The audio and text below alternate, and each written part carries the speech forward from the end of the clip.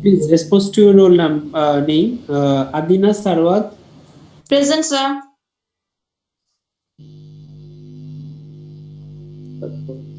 Pintu Kumar Das. Yes, sir. Arafat Adnan. Sorry, Araf Adnan. Araf Adnan. जी sir, yes sir. Mohammad Sohel Rana. Sohel Rana নেই না। তারপরে Solaiman Kabir. Sir আসি sir, সালাম sir. Okay, এরপর আর Mehedi Hasan, Mohammad Mehedi Hasan. Yes sir. Sabbir Alam, Mohammad Sabbir Alam. Yes, sir. আল আমিন মিয়া। Yes, sir. Nazia Tasnim. Present, sir.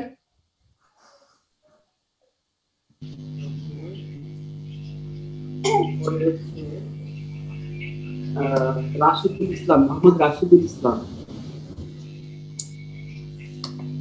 Mohammad Rashidul ইসলাম নেই না। মাহমুদা কবির। Present, sir. মইনুল ইসলাম, মোহাম্মদ মইনুল ইসলাম।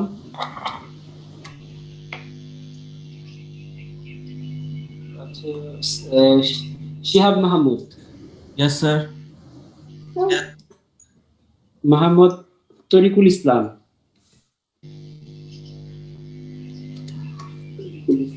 তারপর হচ্ছে নজরুল ইসলাম। Yes, sir. মোহাম্মদ নজরুল ইসলাম পান্ডু না। Nazrul Islam Pono. Yes, sir. Pandu না। ওকে, তারপর মোহাম্মদ রেদওয়ান হাসান রিয়াদ।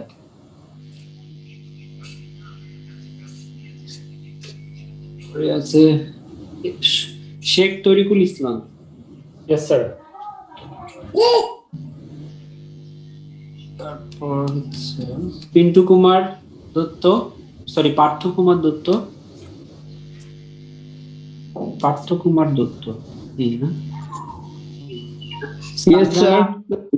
Sir Partha Kumar Dutta sir. আচ্ছা ঠিক আছে, ওকে দিয়েছি। সানজানা আরিফিন। সানজানা আরিফিন। Sir, উনিও আছে। The problem আছে। আচ্ছা, তারপর হচ্ছে জাহিদুল ইসলাম। Yes, sir. Saima Alam. Saima Alam. Ashraf Abidin. Yes, sir. Absolutely. কানিজ আফরোজ। Yes, sir. তারপরে মাসুদুর রহমান। মাসুদুর রহমান। মেহেরুন নেসা। Yes, sir.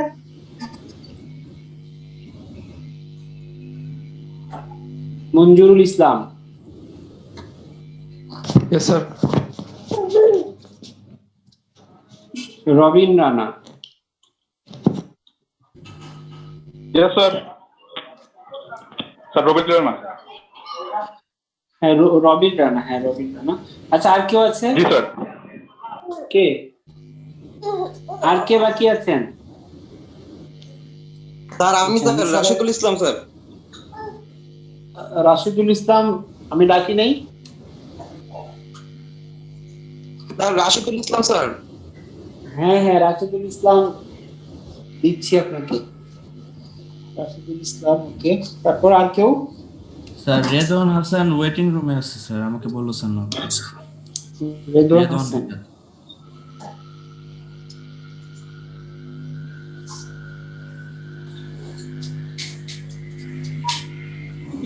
আচ্ছা, কে কে পরে আসছেন একটু বলে তো।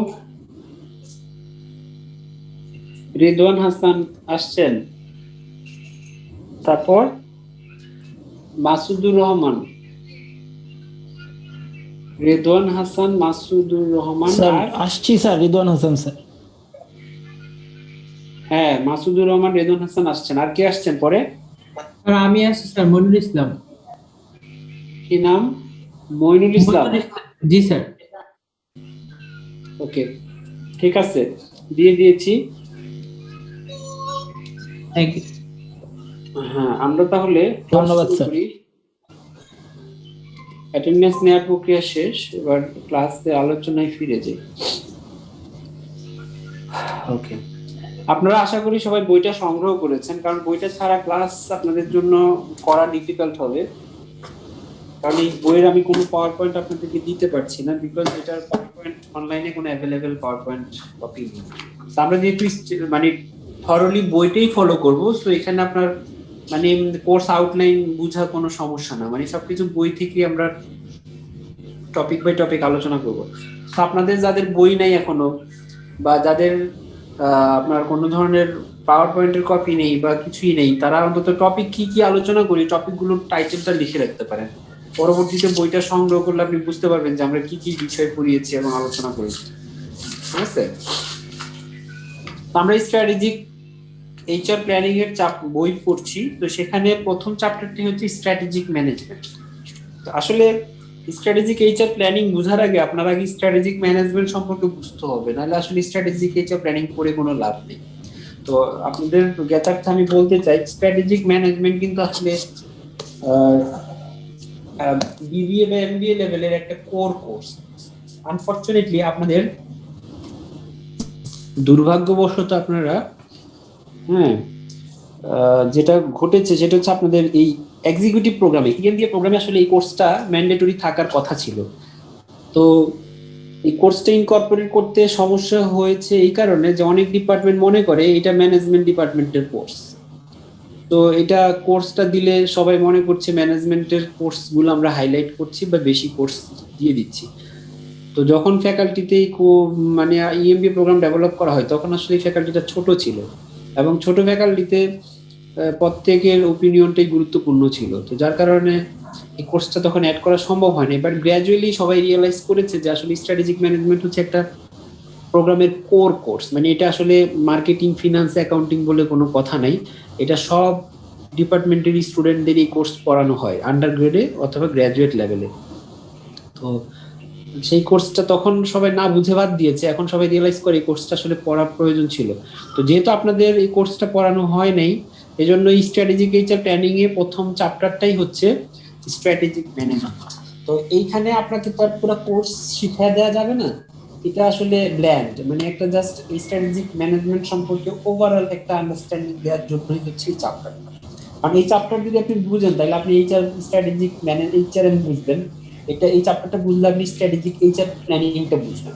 আর যে স্ট্র্যাটেজিক ম্যানেজমেন্ট আর স্ট্র্যাটেজিক এইচআর প্ল্যানিং বুঝার আগে আপনাকে স্ট্র্যাটেজিক ম্যানেজমেন্ট বুঝতে হবে। ঠিক আছে, এই জন্য স্ট্র্যাটেজিক ম্যানেজমেন্ট সম্পর্কে একটা ব্রিফ বা একটা ব্ল্যান্ড চ্যাপ্টার হচ্ছে এই চ্যাপ্টারটা। এটা আপনাদের এই বইয়ের মধ্যেই আছে, তো সমস্যা হবে না, সবাই বই থেকে পড়তে পারবে। তো এখানে আমাদের একটা জিনিস মনে রাখতে হবে যে স্ট্র্যাটেজিক এইচআরএম, এই নিড ফর স্ট্র্যাটেজিক এইচআরএম, এই কথাটা এখানে বলেছে প্রথমেই টপিকে, এই নিড ফর স্ট্র্যাটেজিক এইচআরএম। তো এই নিড ফর স্ট্র্যাটেজিক এইচআরএম আসলে কেন, স্ট্র্যাটেজিক এইচআরএম কেন প্রয়োজন? এই কারণে প্রয়োজন, মানে একটা অর্গানাইজেশনের যে কোর এলিমেন্ট যদি বলেন, আমরা জানি যে ফ্যাক্টরস অফ প্রোডাকশন গুলো কি কি। আমরা জানি যে ফ্যাক্টরস অফ প্রোডাকশন হচ্ছে ক্যাপিটাল, ল্যান্ড, লেবার, তারপরে কোম্পানির স্ট্রাকচার। তো সেখানে লেবার মানে হচ্ছে হিউম্যান রিসোর্স। আগে এটাকে লেবার বলতো, এখন বলা হয় হিউম্যান রিসোর্স, কারণ লেবার আসলে শ্রমিককে ট্রিট করে, কিন্তু শ্রমিক আসলে শ্রমিক না, শ্রমিক হচ্ছে মানবীয় কিছু সম্পদ। এই জন্য এটাকে হিউম্যান রিসোর্স আরো অ্যাডভান্স ভার্সনে এটাকে মানে নামকরণ করা হয়। এই জন্য একসময় লেবার ম্যানেজমেন্ট বলতো, এরপরে বলা হতো পার্সোনেল ম্যানেজমেন্ট, এখন বলা হয় হিউম্যান রিসোর্স ম্যানেজমেন্ট, তারপরে বলা হয় স্ট্র্যাটেজিক হিউম্যান রিসোর্স ম্যানেজমেন্ট। তাহলে বিষয়গুলো দেখেন যে কিভাবে গ্র্যাজুয়ালি চেঞ্জ হচ্ছে। প্রথমে বলতো যে আপনার লেবার ম্যানেজমেন্ট, এরপরে বলছে পার্সোনাল ম্যানেজমেন্ট, এরপরে বলছে হিউম্যান রিসোর্স ম্যানেজমেন্ট, এখন স্ট্র্যাটেজিক হিউম্যান রিসোর্স ম্যানেজমেন্ট। তার মানে কিভাবে ইভলভ মানে আইডিয়াগুলো কিভাবে অ্যাডভান্সড হচ্ছে। তো নিড ফর স্ট্র্যাটেজিক এইচআরএম এটা যদি আপনাকে বুঝাই তাহলে বুঝতে হবে যে আসলে এই এমপ্লয়ি বা অর্গানাইজেশনে যে হিউম্যান এলিমেন্টস গুলো আছে এগুলোকে আমরা কতটা দক্ষতার সাথে ব্যবহার করতে পারি, বা এই সম্পদটা ব্যবহার করার মাধ্যমে একটা অর্গানাইজেশন কিভাবে উপকৃত হতে পারে, কিভাবে বেনিফিটেড হতে পারে, এই বিষয়গুলো আসলে স্ট্র্যাটেজিক এইচআরএম এর মাধ্যমে উপস্থাপন করা হয়।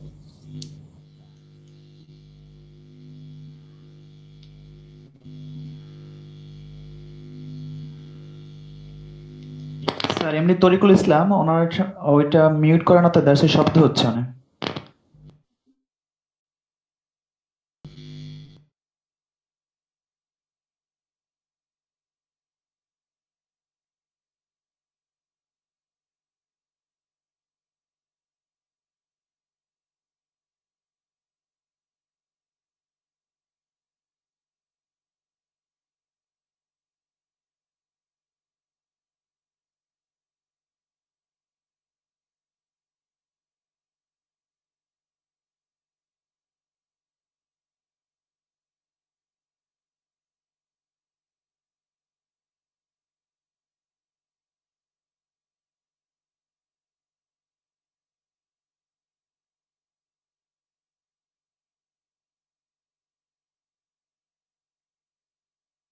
স্যার কি লিভ নিল?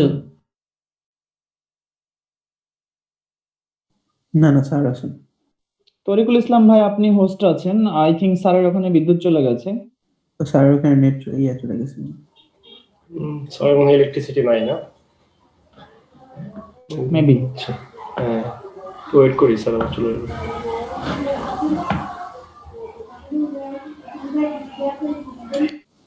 ভাই একটু মিউট করে তারপর ওয়েট করি। এই নজরুল ইসলাম ভাই, রিয়ান ভাই। জি ভাই বলেন। ভাই একটু ওই যে বুক রেফারেন্সটা একটু দিয়ে দিন তো। রিয়ান ভাই মানে কোন বইটা রেফারেন্স দিছে sir? Strategic human resource planning 5th edition, Monica Belcourt. Riyan ভাই আমাকে শুনতে পাচ্ছেন? জি শুনতে পাচ্ছি। এটা নেটের প্রবলেম ছিল, আমার কারণে কি কোনো সমস্যা হয়েছে? আপনি Mute করে যখন রাখেন। আপনি মিউট না করেন তখন আপনি আসলে অনেক বেশি একটা সাউন্ড হয়। হ্যাঁ তারিকুল ভাই, স্যার কি বিরক্ত হয়েছেন নাকি? স্যার এখন শুনতে পাচ্ছি। আসসালামু আলাইকুম স্যার। স্যার শুনতে পাচ্ছি। আমার আলোচনা কতটুকু শুনেছেন? মাঝখানে দেখলাম ডিসকানেক্ট হয়ে গিয়েছিল। স্যার এই যে স্ট্র্যাটেজিক হিউম্যান রিসোর্স ম্যানেজমেন্ট কোথা থেকে আসলো? আচ্ছা, তো আমি বলতেছিলাম যে স্ট্র্যাটেজিক এইচআরএমটা কেন গুরুত্বপূর্ণ বা এটা আমাদের কেন জানতে হবে। যেমন যে হিউম্যান রিসোর্সটা আগে শুধুমাত্র একটা অর্গানাইজেশনের প্রোডাকশন ফ্যাক্টর বা এলিমেন্ট হিসেবে বিবেচনা করা হতো, কিন্তু এই রিসোর্সটা যে অন্য সকল রিসোর্সের চাইতে গুরুত্বপূর্ণ এটা মানুষ অনুধাবন করেছে স্ট্র্যাটেজিক হিউম্যান রিসোর্স ম্যানেজমেন্ট হওয়ার পরে।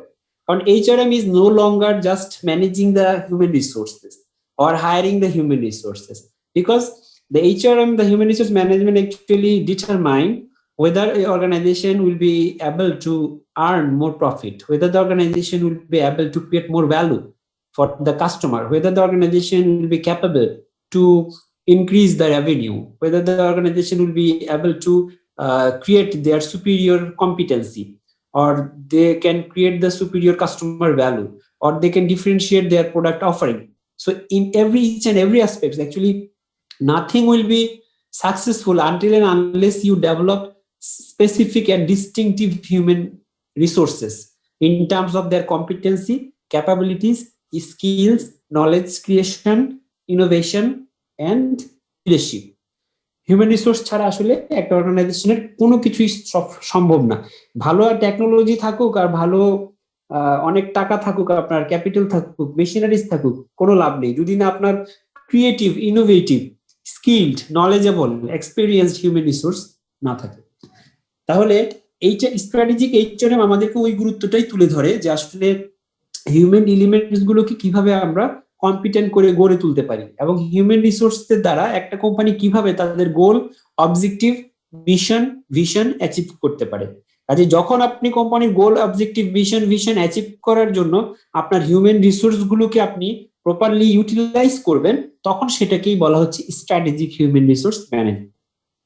তার মানে স্ট্র্যাটেজিক এইচআরএম ব্যতীত আসলে আমরা একটা অর্গানাইজেশনের অস্তিত্বকে কল্পনা করতে পারি না। অনেক অর্গানাইজেশন আছে হিউম্যান এলিমেন্টস গুলোকে অতটা গুরুত্ব দেয় না। তারা মনে করে যে আরে মানুষকে কোন রকম প্রেসার দিয়ে কাজ করাইতে পারলেই হয়, কোন রকম কোম্পানি প্রফিট হলেই হয়, মানুষকে চাকরিতে রাখা না রাখার কোনো ফ্যাক্টর না।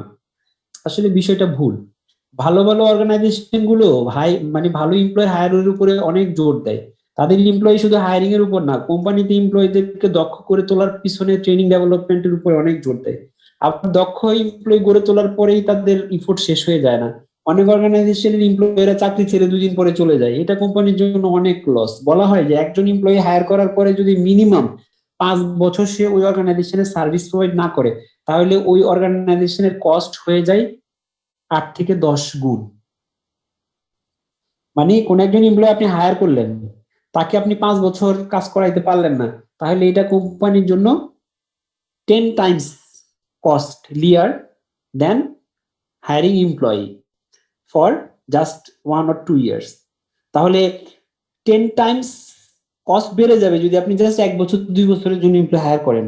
অথচ আপনি যদি 5 ইয়ার্স এর জন্য তাকে ইনশিওর করতে পারেন যে সেই প্রতিষ্ঠানে কাজ করবে, দক্ষ হওয়ার পরে সে এখানে কন্টিনিউ করবে, তাহলে এইটা কোম্পানির জন্য 10 টাইমস কস্ট সেভিংস। মনে রাখতে হবে। তাহলে স্ট্র্যাটেজিক এইচআরএম আপনাকে ওই গুরুত্বটা তুলে ধরে হিউম্যান রিসোর্স বা হিউম্যান এলিমেন্টস গুলো কেন কোম্পানির জন্য খুবই গুরুত্বপূর্ণ। কারণ মানুষের ট্যালেন্টস আছে, ক্রিয়েটিভিটি আছে, নলেজ আছে, ইনোভেটিভ ক্যাপাসিটি আছে, তারপরে তার লিডারশিপ আছে। এই সবকিছুর মাধ্যমে আসলে মানুষ কোম্পানির জন্য অনেক বেশি ভ্যালু অ্যাড করতে পারে, অনেক বেশি তাদের জন্য রিসোর্স তৈরি করতে পারে, প্রোডাকশন বাড়াতে পারে, কাস্টমার স্যাটিসফ্যাকশন তৈরি করতে পারে, প্রোডাক্ট ডিফারেন্সিয়েট করতে পারে। এই জিনিসগুলোকে গুরুত্ব দিয়ে যদি আপনি কোম্পানির গোল, অবজেক্টিভ এবং ভিশন অ্যাচিভ করার ক্ষেত্রে এই হিউম্যান রিসোর্সটাকে লিংক করেন, এই লিঙ্কিং প্রক্রিয়াটাকেই বলা হচ্ছে স্ট্র্যাটেজিক হিউম্যান রিসোর্স ম্যানেজমেন্ট। তাহলে স্ট্র্যাটেজিক এইচআরএম কেন গুরুত্বপূর্ণ এটা বলা বাহুল্য, আর কিছু বলার বাকি থাকে না যে স্ট্র্যাটেজিক এইচআরএম ছাড়া আসলে আপনি আপনার কোম্পানির গোল, ভিশন অ্যাচিভ করতে পারবেন না, এটাই বলা হচ্ছে।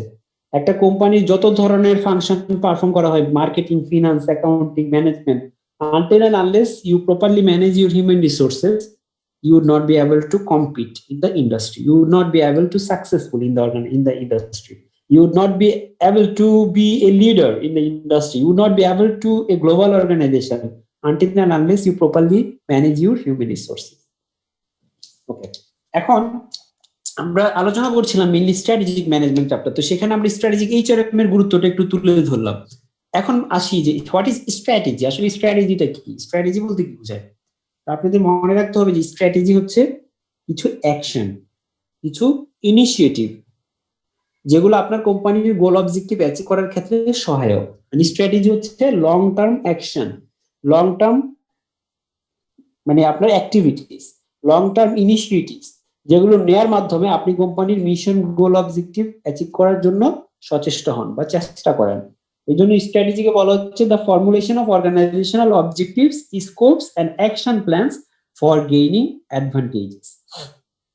তাহলে একটা ইন্ডাস্ট্রিতে কম্পিটিটিভ অ্যাডভান্টেজ বা আপনার পারফরমেন্সটা যদি আপ টু স্ট্যান্ডার্ড হতে হয়, তাহলে স্ট্র্যাটেজি ফর্মুলেশনের মাধ্যমে আপনি কোম্পানির গোল, অবজেক্টিভ এবং বিভিন্ন ধরনের অ্যাকশন গুলো সেট করেন যে কিভাবে আমি গোল, অবজেক্টিভে রিচ করতে পারবো। আপনার কিছু ইনিশিয়েটিভ নেন, যেমন ধরেন আপনি একটা ইন্ডাস্ট্রিতে বিজনেস করছেন, তাহলে আপনি কিভাবে সাকসেসফুল হবেন? এই সাকসেসফুলের যে ইন্ডিকেটরস গুলো, এগুলো হচ্ছে অ্যাকশন। আর এই অ্যাকশন গুলোকে বলা হচ্ছে group of action or initiatives or activities that helps an organisation to achieve its goals, objectives. এটাই হচ্ছে স্ট্র্যাটেজি। তাহলে এখন স্ট্র্যাটেজি গুলো কি হবে? মনে করেন আপনি একটা ইন্ডাস্ট্রিতে, একটা খাবারের ইন্ডাস্ট্রিতে বিজনেস করবেন, তাহলে আপনার স্ট্র্যাটেজিটা আমি কি বলবো? স্ট্র্যাটেজি হবে এরকম যে আপনি মনে করলেন আপনার স্ট্র্যাটেজি হচ্ছে আপনি এমন একটা খাবার তৈরি করবেন বা এমন ধরনের খাবার প্রোভাইড করবেন কাস্টমারদের জন্য বা স্পেসিফিক কাস্টমারের জন্য যে খাবারটা আর কেউ প্রোভাইড করতে পারে না, একটু ইউনিক কিছু। তো ইউনিক কিছু এখন কি হইতে পারে? ইউনিক কিছু তো আসলে এত সহজে বের করা সম্ভব না, বাজারে সব ধরনের খাবারই পাওয়া যায়। তাইলে ইউনিক কিছু করতে গেলে আপনাকে অবশ্যই ক্রিয়েটিভ হইতে হবে, তাই না? আর স্ট্র্যাটেজি আপনাকে ওই ইউনিক জিনিসটা করার ক্ষেত্রেই সহায়তা করে যে আপনি কিভাবে আপনার গোল অ্যাচিভ করবেন। এখন মনে করেন আমি চিন্তা করলাম যে খাবারের দোকানে মানুষকে খাইতে নেওয়া যাওয়াটা এটা তো চ্যালেঞ্জিং, কারণ সব খাবার তো মানুষ ওভাবে খায় না, আর কিছু কিছু খাবার মানুষ অনেক দিন পর পর খায়। আবার কখনো কখনো কিছু খাবার আছে মানুষ খুব হেলথ কনসাস এবং আপনার হেলথ অ্যাওয়ারনেসটা তাদের জন্য গুরুত্বপূর্ণ। সো তাদের কি ধরনের ডাইটিং প্রয়োজন, তাদের কি ধরনের টেস্ট প্রয়োজন, কি ধরনের ফ্লেভার প্রয়োজন, কি ধরনের রেসিপি প্রয়োজন, এই জিনিসগুলো আপনাকে গুরুত্বের সাথে বিবেচনা করতে হবে। আর এই জিনিসগুলোকে সর্ট আউট করাটাই কিন্তু আপনার স্ট্র্যাটেজি, মানে অ্যাকশন। এখন সেফর আপনি চিন্তা করলেন ওকে আমি দেখেন যে সুলতানস ডাইন মনে করেন শুধু কাচ্চি বিরিয়ানি বিক্রি করে তারা মোটামুটি মার্কেটে অনেক লিডিং আছে, বিরিয়ানি বা কাচ্চি টাইপের খাবার বিক্রি করা, এই যেটা আর কেউ সহজে করতে পারতেছে না। একসময় নান্নার বিরিয়ানি আপনার খুবই বিখ্যাত ছিল, এখন নান্নার সাথে আপনি সুলতানস ডাইনকে কম্পেয়ার করতে পারবেন? সুলতানস ডাইনে গেলে আপনি দেখবেন যে এখানে সিরিয়াল দিয়ে থাকতে হয় আপনাকে, সেটা মিরপুর হোক আর গুলশান হোক আর অন্য কোথাও হোক।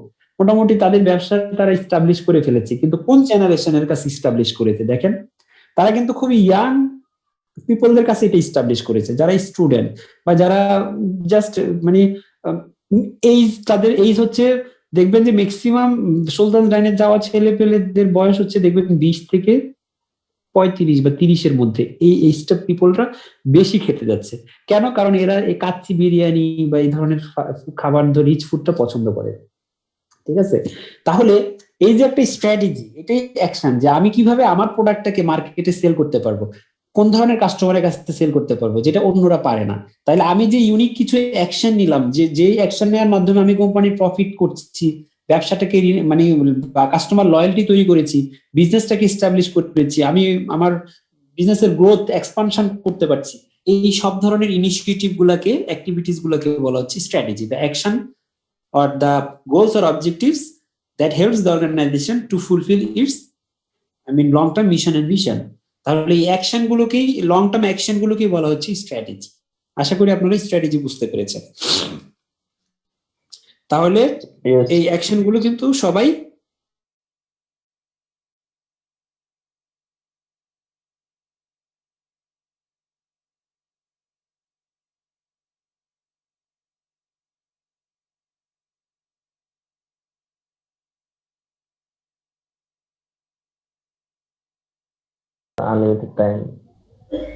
যাই হোক, যেহেতু এখন আমরা এটাতে করে ফেলেছি, আমার গুগল মিটটাও আসছে, আমরা চাইলে গুগল মিটও ক্লাস নিতে পারি। নেক্সট টাইম দেখি ওটা মিট, আমি আপনাদেরকে দেখি যে লিঙ্কটা, মানে গুগল মিটে তো লিঙ্ক প্রতিবারই তৈরি করতে হবে নাকি? একবার করলে তো সহজ হয় এমন কি?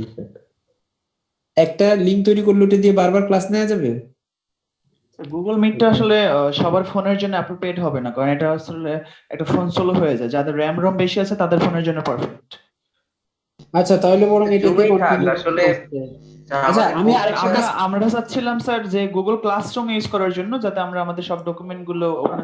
আচ্ছা শুনেন আমি বলি না, আচ্ছা ডকুমেন্ট গুলো এখানে না দিলেও হবে। আমি নেক্সট ক্লাস থেকে আমার বিডি রেনে আসলে মানে অ্যাক্সেস আছে, বিডি রেন দিয়ে ক্লাস নিলে এই মাঝখানে 40 মিনিট পর পর ডিসকানেক্ট হয় না। বিডি রেনে হচ্ছে আনলিমিটেড টাইম ক্লাস নেওয়া যায় বা, তো আমার বিডি রেনের লিঙ্কটা, যেটার বিষয় ওটা হচ্ছে প্রতি ক্লাসের আগে লিঙ্ক তৈরি করে আপনাদেরকে লিঙ্কটা প্রোভাইড করতে হবে। তো আমি যেটা করব, আপনারা যেহেতু এখন সবাই কমন গ্রুপে আছেন, আপনাদের নিজস্ব হোয়াটসঅ্যাপ গ্রুপ, মেসেঞ্জার গ্রুপ আছে, আমি প্রতি ক্লাসের আগে বিডি রেনে একটা লিঙ্ক তৈরি করে সিআর কে দিয়ে দিব ক্লাসের আধা ঘন্টা আগে।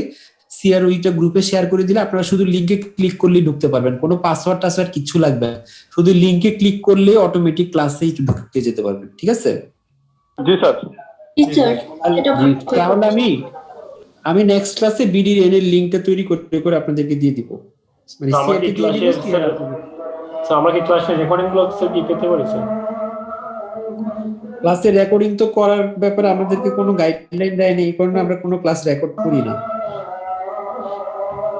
এটা একটা প্রশাসনিক ডিসিশন হইতে হবে তো, বা আমাদের ফ্যাকাল্টির একটা ডিসিশন হইতে হবে, তো সেই ডিসিশন আমি পাইনি এখন পর্যন্ত ক্লাস রেকর্ডিং এ। আমি জানি না অন্য কোনো টিচার রেকর্ডিং দেয় কিনা। জি স্যার, অন্য স্যারও রেকর্ডিং দেয়। অনেকে রেকর্ডিং করে স্যার। তো যদি রেকর্ডিং করে সেটা করতে পারে, কিন্তু অফিসিয়াল নোটিশ ছাড়া আসলে আমি রেকর্ডিং করছি না, কারণ আমি একটু নিয়মের মধ্যে থাকতে চাই সবসময়।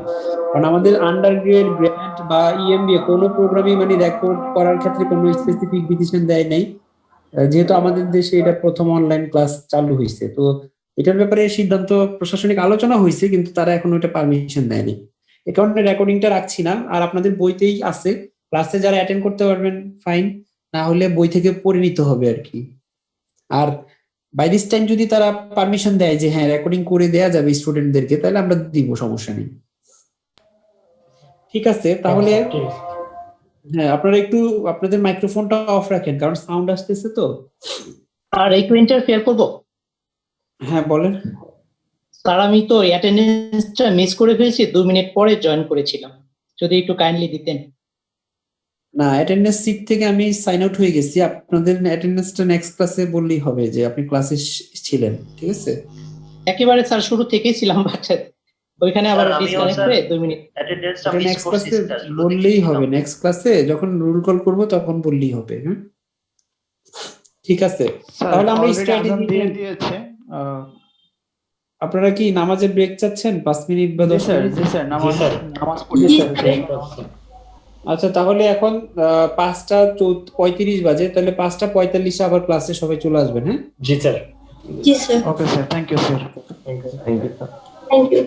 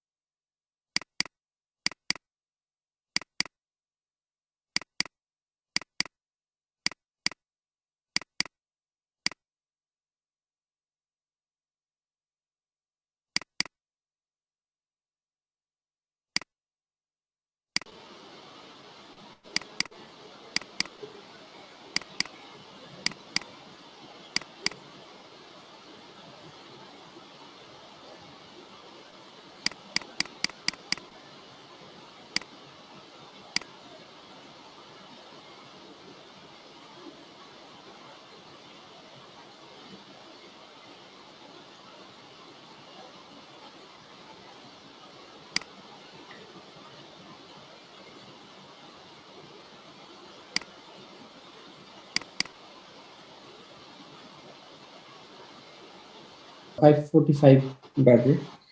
তো আমরা স্ট্র্যাটেজি নিয়ে কথা বলছিলাম, স্ট্র্যাটেজি বিষয়টা কি সেটা আপনাদেরকে বলেছি। তো এখন আমরা দেখবো যে টাইপস অফ স্ট্র্যাটেজি, কি কি ধরনের স্ট্র্যাটেজি আছে, স্ট্র্যাটেজি ক্লাসিফিকেশন গুলো। যে আমরা স্ট্র্যাটেজি বুঝলাম যে এটা হচ্ছে যে বিভিন্ন ধরনের অ্যাকশন বা অ্যাক্টিভিটিস যার মাধ্যমে কোম্পানিগুলো তাদের গোল অবজেক্টিভ অ্যাচিভ করার জন্য চেষ্টা করে। তো সেই স্ট্র্যাটেজিক অ্যাকশন গুলো কি ধরনের সেটা আমরা বলেছি। এখন আমাদের এই স্ট্র্যাটেজি গুলো ধরো মানে টাইপস গুলো কি, মানে ক্লাসিফিকেশন অফ স্ট্র্যাটেজি। তো স্ট্র্যাটেজি ক্লাসিফিকেশন হিসাবে তারা বিভিন্ন ধরনের স্ট্র্যাটেজি ক্লাসিফিকেশন দিয়েছে। তো আমরা আসলে মানে যেগুলো মেইন ক্লাসিফিকেশন সেগুলোতেই চলে যাই, কারণ এখানে কিছু emergent strategy, intended strategy, realise strategy, এগুলো আসলে কোনো বেসিক ক্লাসিফিকেশন না, এগুলো জাস্ট তাদের কিছু নিজস্ব ক্লাসিফিকেশন, এটা আমাদের জন্য গুরুত্বপূর্ণ না। আমরা বরং স্ট্র্যাটেজিক যে টাইপস বা ক্লাসিফিকেশনটা জানবো সেটা হচ্ছে অর্গানাইজেশনের মানে স্ট্র্যাটেজি গুলো যে তারা নেয় বা স্ট্র্যাটেজি বিভিন্ন স্ট্র্যাটেজি ফর্মুলেট করে সেগুলোর নেচার অনুযায়ী, মানে নেচার অনুযায়ী স্ট্র্যাটেজি গুলোকে কিভাবে ক্লাসিফাই করে, according to the nature of formulating the strategy. সেটার উপর ভিত্তি করে স্ট্র্যাটেজি গুলোকে তারা কয়েকটা ভাগে ভাগ করেছে। হ্যাঁ, স্পেসিফিক্যালি এখানে 2 ধরনের স্ট্র্যাটেজির কথা বলেছে, কিন্তু আসলে বাস্তবে 4 ধরনের স্ট্র্যাটেজি আছে, যেটা আমাদের স্ট্র্যাটেজিক ম্যানেজমেন্টের বইগুলোতে বলা হয়। এটা যেহেতু স্ট্র্যাটেজিক ম্যানেজমেন্টের বই না, এটা হচ্ছে এইচআরএম এর বই, এই জন্য ওরা একটু স্ট্র্যাটেজি গুলোর সংখ্যা কমিয়ে দিয়েছে। তো স্ট্র্যাটেজিক ম্যানেজমেন্টের কনসেপ্ট অনুযায়ী 4টা স্ট্র্যাটেজি আছে। একটা হচ্ছে বিজনেস লেভেল স্ট্র্যাটেজি, একটা হচ্ছে একটা হচ্ছে ফাংশনাল লেভেল স্ট্র্যাটেজি, তারপর হচ্ছে বিজনেস লেভেল স্ট্র্যাটেজি, তারপর হচ্ছে কর্পোরেট লেভেল স্ট্র্যাটেজি, আর হচ্ছে গ্লোবাল স্ট্র্যাটেজি। এই 4টা ক্লাসিফিকেশন করেছে: functional level, business level, corporate level এবং গ্লোবাল লেভেল স্ট্র্যাটেজি। তো বইয়ের মধ্যে এখানে শুধু 2 ধরনের স্ট্র্যাটেজি কথা বলেছে, business level strategy and corporate level strategy বা কর্পোরেট স্ট্র্যাটেজি। তো ফাংশনাল লেভেল স্ট্র্যাটেজি যদি আমরা বলি, স্ট্র্যাটেজিক ম্যানেজমেন্টের অনুযায়ী, তাহলে তারা বলেছে functional level strategy is a strategy that actually helps an organisation, হ্যাঁ, to achieve their functional goal. মানে ফাংশনাল গোল অ্যাচিভ করার জন্য যে স্ট্র্যাটেজি গুলো তৈরি করা হয় সেগুলোকে বলা হচ্ছে ফাংশনাল স্ট্র্যাটেজি। তো ফাংশনাল গোল অ্যাচিভ করার জন্য যে স্ট্র্যাটেজি নেওয়া হয় সেগুলো ফাংশনাল স্ট্র্যাটেজি। তো সেখানেও আবার তারা 4 ধরনের স্ট্র্যাটেজির কথা বলেছে ফাংশনাল লেভেল স্ট্র্যাটেজি। একটা হচ্ছে superior efficiency, superior quality, superior innovation এবং সুপিরিয়র কাস্টমার রেসপন্সিভনেস। আপনারা চাইলে লিখেও রাখতে পারেন, অথবা আপনারা গুগলে যদি সার্চ দেন তাহলে পাবেন যে what are the classification of functional level strategy. তো আমি বললাম যে ফাংশনাল লেভেল স্ট্র্যাটেজি হচ্ছে the strategies or actions that are taken by the organization to achieve their long-term functional goals of organization. So they have actually the functional strategy can be classified into 4 types. সেগুলো হচ্ছে একটা হচ্ছে superior efficiency, superior quality, superior innovation and superior customer responsiveness. তো superior efficiency মানে হচ্ছে অন্য কোম্পানির চাইতে আপনি কিভাবে আপনার অপারেশনাল ইফিসিয়েন্সি তৈরি করবেন। তো অপারেশনাল ইফিসিয়েন্সি তৈরি করার জন্য আপনারা জানেন যে একটা অর্গানাইজেশন কিভাবে অপারেশনাল ইফিসিয়েন্সি তৈরি করবে। তারা এক্সপেরিয়েন্স গেইন করার মাধ্যমে হতে পারে, তাদের লার্নিং এর মাধ্যমে হতে পারে, তাদের র ম্যাটেরিয়ালস বা ম্যাটেরিয়াল ম্যানেজমেন্টের মাধ্যমে হতে পারে, তারপরে তাদের হিউম্যান রিসোর্স ম্যানেজমেন্টের মাধ্যমে হতে পারে, টেকনোলজিক্যাল ম্যানেজমেন্টের মাধ্যমে হতে পারে। অপারেশনাল ইফিসিয়েন্সি তারা বিভিন্নভাবে গেইন করতে পারে। ইভেন ম্যাটেরিয়াল ম্যানেজমেন্টের মধ্যে আপনারা জানেন জাস্ট ইন টাইম আছে, ইকোনমিক অর্ডার কোয়ান্টিটি বা ইনভেন্টরি ম্যানেজমেন্ট সিস্টেম আছে, হ্যাঁ, তারপরে অ্যাকাউন্টিং সিস্টেম, বিভিন্ন ধরনের অ্যাকাউন্টিং সিস্টেম আছে, এইচআর ইনফরমেশন সিস্টেম আছে। এগুলো সবকিছুই কিন্তু কোম্পানির পারফরমেন্স বা অ্যাক্টিভিটিজ এর ইফিসিয়েন্সি তৈরি করে, সুপিরিয়র ইফিসিয়েন্সি। তারপর সুপিরিয়র কোয়ালিটি, কোম্পানির প্রোডাক্ট কোয়ালিটি তৈরি করা কিভাবে যেতে পারে, যেমন আপনারা জানেন টোটাল কোয়ালিটি ম্যানেজমেন্ট টিকিউএম এর মাধ্যমে একটা কোম্পানির কাস্টমারের সার্ভিসের কোয়ালিটি, প্রোডাক্টের ফিচার্স বা সার্ভিসের কোয়ালিটি, প্রোডাক্টের পারফরমেন্স কোয়ালিটি, প্রোডাক্টের কনফর্মিটি, এগুলো সবই তো কোয়ালিটি ম্যানেজমেন্টের মধ্যে পড়ে। তাহলে সুপিরিয়র কোয়ালিটি। তারপর সুপিরিয়র ইনোভেশন, যে আপনি কিভাবে অন্য অর্গানাইজেশনের চাইতে আপনার প্রোডাক্টটাকে বেশি ইনোভেটিভ করবেন, কিভাবে নতুন নতুন প্রোডাক্ট তৈরি করবেন, কিভাবে নতুন নতুন ফিচার্স তৈরি করবেন, এগুলো হচ্ছে সুপিরিয়র ইনোভেশন। আর সুপিরিয়র কাস্টমার রেসপন্সিভনেস মানে আপনি কত দ্রুত কাস্টমারের কাছে প্রোডাক্ট পৌঁছে দেন, আপনি কত দ্রুত কাস্টমারের নিড অনুযায়ী সার্ভিস প্রোভাইড করেন, আপনি কত দ্রুত কাস্টমারের অর্ডার গুলো প্রসেস করেন, আপনি কত দ্রুত কাস্টমারের কমপ্লেইন গুলো সলভ করেন। এই সব কিছু হচ্ছে সুপিরিয়র কাস্টমার রেসপন্সিভনেস। তাহলে এই superior quality, superior innovation, superior customer responsiveness এবং সুপিরিয়র ইনোভেশন, এই 4টা জিনিস ইনশিওর করাটাই হচ্ছে ফাংশনাল লেভেল স্ট্র্যাটেজির মূল উদ্দেশ্য। তা আশা করি ফাংশনাল লেভেল স্ট্র্যাটেজি গুলো আপনারা জেনে গেলেন। বইয়ের মধ্যে এখানে 2টা স্ট্র্যাটেজির কথা বলেছে, একটা বিজনেস লেভেল, কর্পোরেট লেভেল। এরপরে ওরা যেটা বলেছে কর্পোরেট লেভেল স্ট্র্যাটেজি।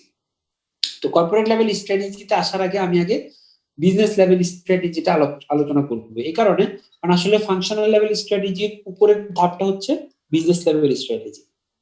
তো business level strategy basically determine করে যে একটা বিজনেসের বিজনেস মডেল কি হবে, কিভাবে আপনি বিজনেসটা মানে অপারেট করবেন, কিসের বেসিসে করবেন, কস্টের বেসিসে নাকি কোয়ালিটির বেসিসে। এই দুইটা টাইপস আপনাকে আইডেন্টিফাই করতে হবে, এই 2টা ডাইমেনশন। তো আপনি আপনার বিজনেস মডেল যদি হয় যে আমি কস্টের বেসিসে কম্পিট করব মার্কেটে, তাহলে কাদের জন্য কম্পিট করবেন, কি ধরনের প্রোডাক্ট দিয়ে আপনি কম্পিট করবেন, এই বিষয়গুলো হচ্ছে আপনার বিজনেস মডেলের সাথে সম্পর্কিত। তার মানে business level strategy help the organisation to establish a competitive business model by which the organisation will operate their business to survive, to gain profit, to satisfy the customer. তাহলে যেই স্ট্র্যাটেজির মাধ্যমে কোম্পানি তাদের business model develop করবে, তাদের গোল achieve করবে, সেটাকে বলা হচ্ছে বিজনেস লেভেল স্ট্র্যাটেজি। এখন বিজনেস লেভেল স্ট্র্যাটেজির ক্লাসিফিকেশন হচ্ছে there are 2 basic types of business level strategy. একটা হচ্ছে কস্ট লিডারশিপ, আর একটা হচ্ছে ডিফারেন্সিয়েশন। কস্ট লিডারশিপ এবং ডিফারেন্সিয়েশন। তো কস্ট লিডারশিপ মানে হচ্ছে you are the leader to provide the low cost products. That means no other competitor would be able to provide that much lower cost product. তাহলে আপনি একটা ইন্ডাস্ট্রিতে business করতে গেলে আপনাকে আইদার কস্টের বেসিসে অথবা ইউনিকনেস, যেটাকে বলা হচ্ছে ডিফারেন্সিয়েশন, মানে ইউনিকনেস বা আপনার প্রোডাক্টের ডিফারেন্সিয়েশন একটা স্ট্র্যাটেজি, আর একটা হচ্ছে কস্ট বা কস্ট লিডারশিপ হচ্ছে একটা স্ট্র্যাটেজি। এখন আপনি কস্টের বেসিসে কন্টেস্ট করবেন নাকি কোয়ালিটির বেসিসে, ডিফারেন্সিয়েশন বা ইউনিকনেস এর বেসিসে কন্টেস্ট করবেন, এটা আপনাকে আপনার বিজনেস মডেলে সেট করতে হবে। এটা সেট করলেই তো শেষ না, তাহলে আপনার কাস্টমার কারা হবে এবং কোন ধরনের প্রোডাক্ট আপনি তৈরি করবেন, এটা হলো আরেকটা ইম্পর্টেন্ট বিষয়। তো বিজনেস মডেলের মধ্যে এই সবগুলো অ্যান্সার থাকতে হবে যে on what basis you will contest in the industry, either cost leadership or differentiation. Who will be your customer, that means your market segment, then target market এবং market positioning, market segmentation, market targeting, market positioning, এই তিনটা জিনিসের identification থাকতে হবে। তারপরে what will be your product or what kind of service you will offer to the customer, তাহলে আপনার product অথবা সার্ভিসটা কি হবে। In addition to this, what will be the price of your product? তাহলে এই সবকিছুর অ্যান্সার আপনার বিজনেস মডেলের মধ্যে যদি না থাকে তাহলে আপনি বিজনেসই জানেন না। তার মানে আপনার বিজনেসের কাস্টমার কারা, কি প্রোডাক্ট তৈরি করবেন, কিসের বেসিসে কন্টেস্ট করবেন, প্রাইস কত হবে, এই জিনিসগুলো যদি আপনার বিজনেসের মধ্যে ক্লিয়ার না হয় তাহলে বুঝতে হবে যে আসলে আপনি বিজনেসই বুঝেন না, বিজনেস আসলে কি এটাই বুঝেন না। তাহলে এই জিনিসগুলো বিজনেস স্ট্র্যাটেজির মাধ্যমে আমরা ডিটারমাইন করি। আর কস্ট লিডারশিপ বা ডিফারেন্সিয়েশন স্ট্র্যাটেজিকে আবার আরো এডিশনালি আরো দুইটা ক্লাসিফিকেশন করা যায়। যেমন কস্ট লিডারশিপের মধ্যে আরেকটা সাব ক্লাসিফিকেশন হয় ফোকাসড কস্ট লিডারশিপ বা low cost strategy, focused low cost strategy. আর ডিফারেন্সিয়েশনটাকে আবার আরেকটা ক্লাসিফিকেশন করা যায় ফোকাসড ডিফারেন্সিয়েশন। এখন কথা হলো ফোকাসটা আবার কি? এতক্ষণ কস্ট লিডারশিপ পড়লাম, ডিফারেন্সিয়েশন পড়লাম, এখন focused cost leadership, focus differentiation মানে হচ্ছে আপনি যখন কস্ট লিডারশিপ ও ডিফারেন্সিয়েশন স্ট্র্যাটেজি ফলো করবেন তখন সেটা পুরো ওয়ার্ল্ড ওয়াইড, এটা হচ্ছে মাস মার্কেটের জন্য, সব কাস্টমারের জন্য আপনি একটা ইউনিভার্সাল বা একটা ইউনিফর্ম স্ট্র্যাটেজি ফলো করবেন, যেটার মধ্যে আর কোনো ভাগ নাই। জিরো থেকে বুড়ো পর্যন্ত আপনি সব কাস্টমারকে ওইটার মধ্যে রাখতেছেন। হ্যাঁ, মেল থেকে ফিমেল পর্যন্ত, জিরো থেকে বুড়ো পর্যন্ত বললাম, একদিনের বাচ্চা থেকে শুরু করে 70 বছর 80 100 বছরের বুড়ো পর্যন্ত সবার জন্য একই প্রোডাক্ট বানাবেন, ঠিক আছে, একই প্রাইসে বিক্রি করবেন। এটাই হচ্ছে either cost leadership or differentiation. সেটা যদি হয় কস্টের বেসিসে সবার জন্য আপনি কন্টেস্ট করবেন, এটা হচ্ছে কস্ট লিডারশিপ। আবার যদি কোয়ালিটি বা ডিফারেন্সিয়েট করার মাধ্যমে যদি সব কাস্টমারের জন্য করেন, এটা হচ্ছে ডিফারেন্সিয়েশন স্ট্র্যাটেজি। আর ফোকাস হচ্ছে আপনি একটা পার্টিকুলার কাস্টমার গ্রুপকে পিক করবেন। ফোকাসড আপনার অ্যাটেনশনটা হচ্ছে স্পেসিফিক গ্রুপ অফ কাস্টমার, সেটা হইতে পারে শুধু মেল অথবা ফিমেল, হতে পারে শুধু বিজনেস পিপল অথবা স্টুডেন্ট, হতে পারে শুধু টিনেজার্স, হতে পারে অনলি দা অ্যাডাল্টস।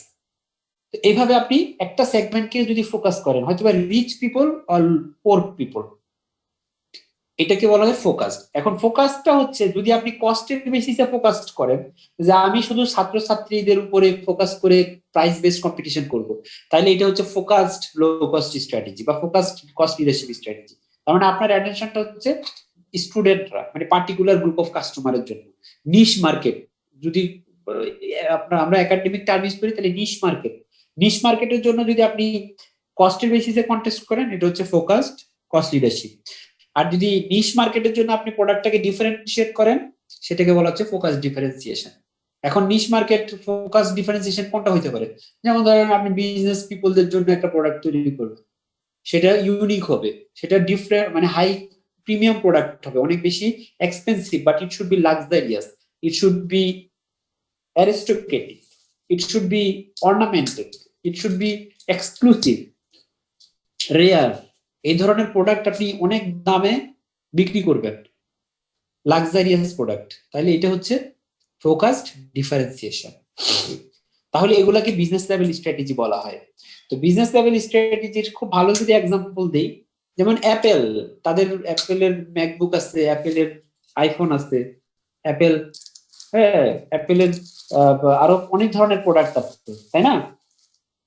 তাহলে অ্যাপেলের প্রোডাক্ট গুলা কি সব কাস্টমারের জন্য, নাকি অ্যাপেল আসলে খুবই রিচ পিপল, রিচ পিপলদের জন্য এক্সপেন্সিভ প্রোডাক্ট তৈরি করে?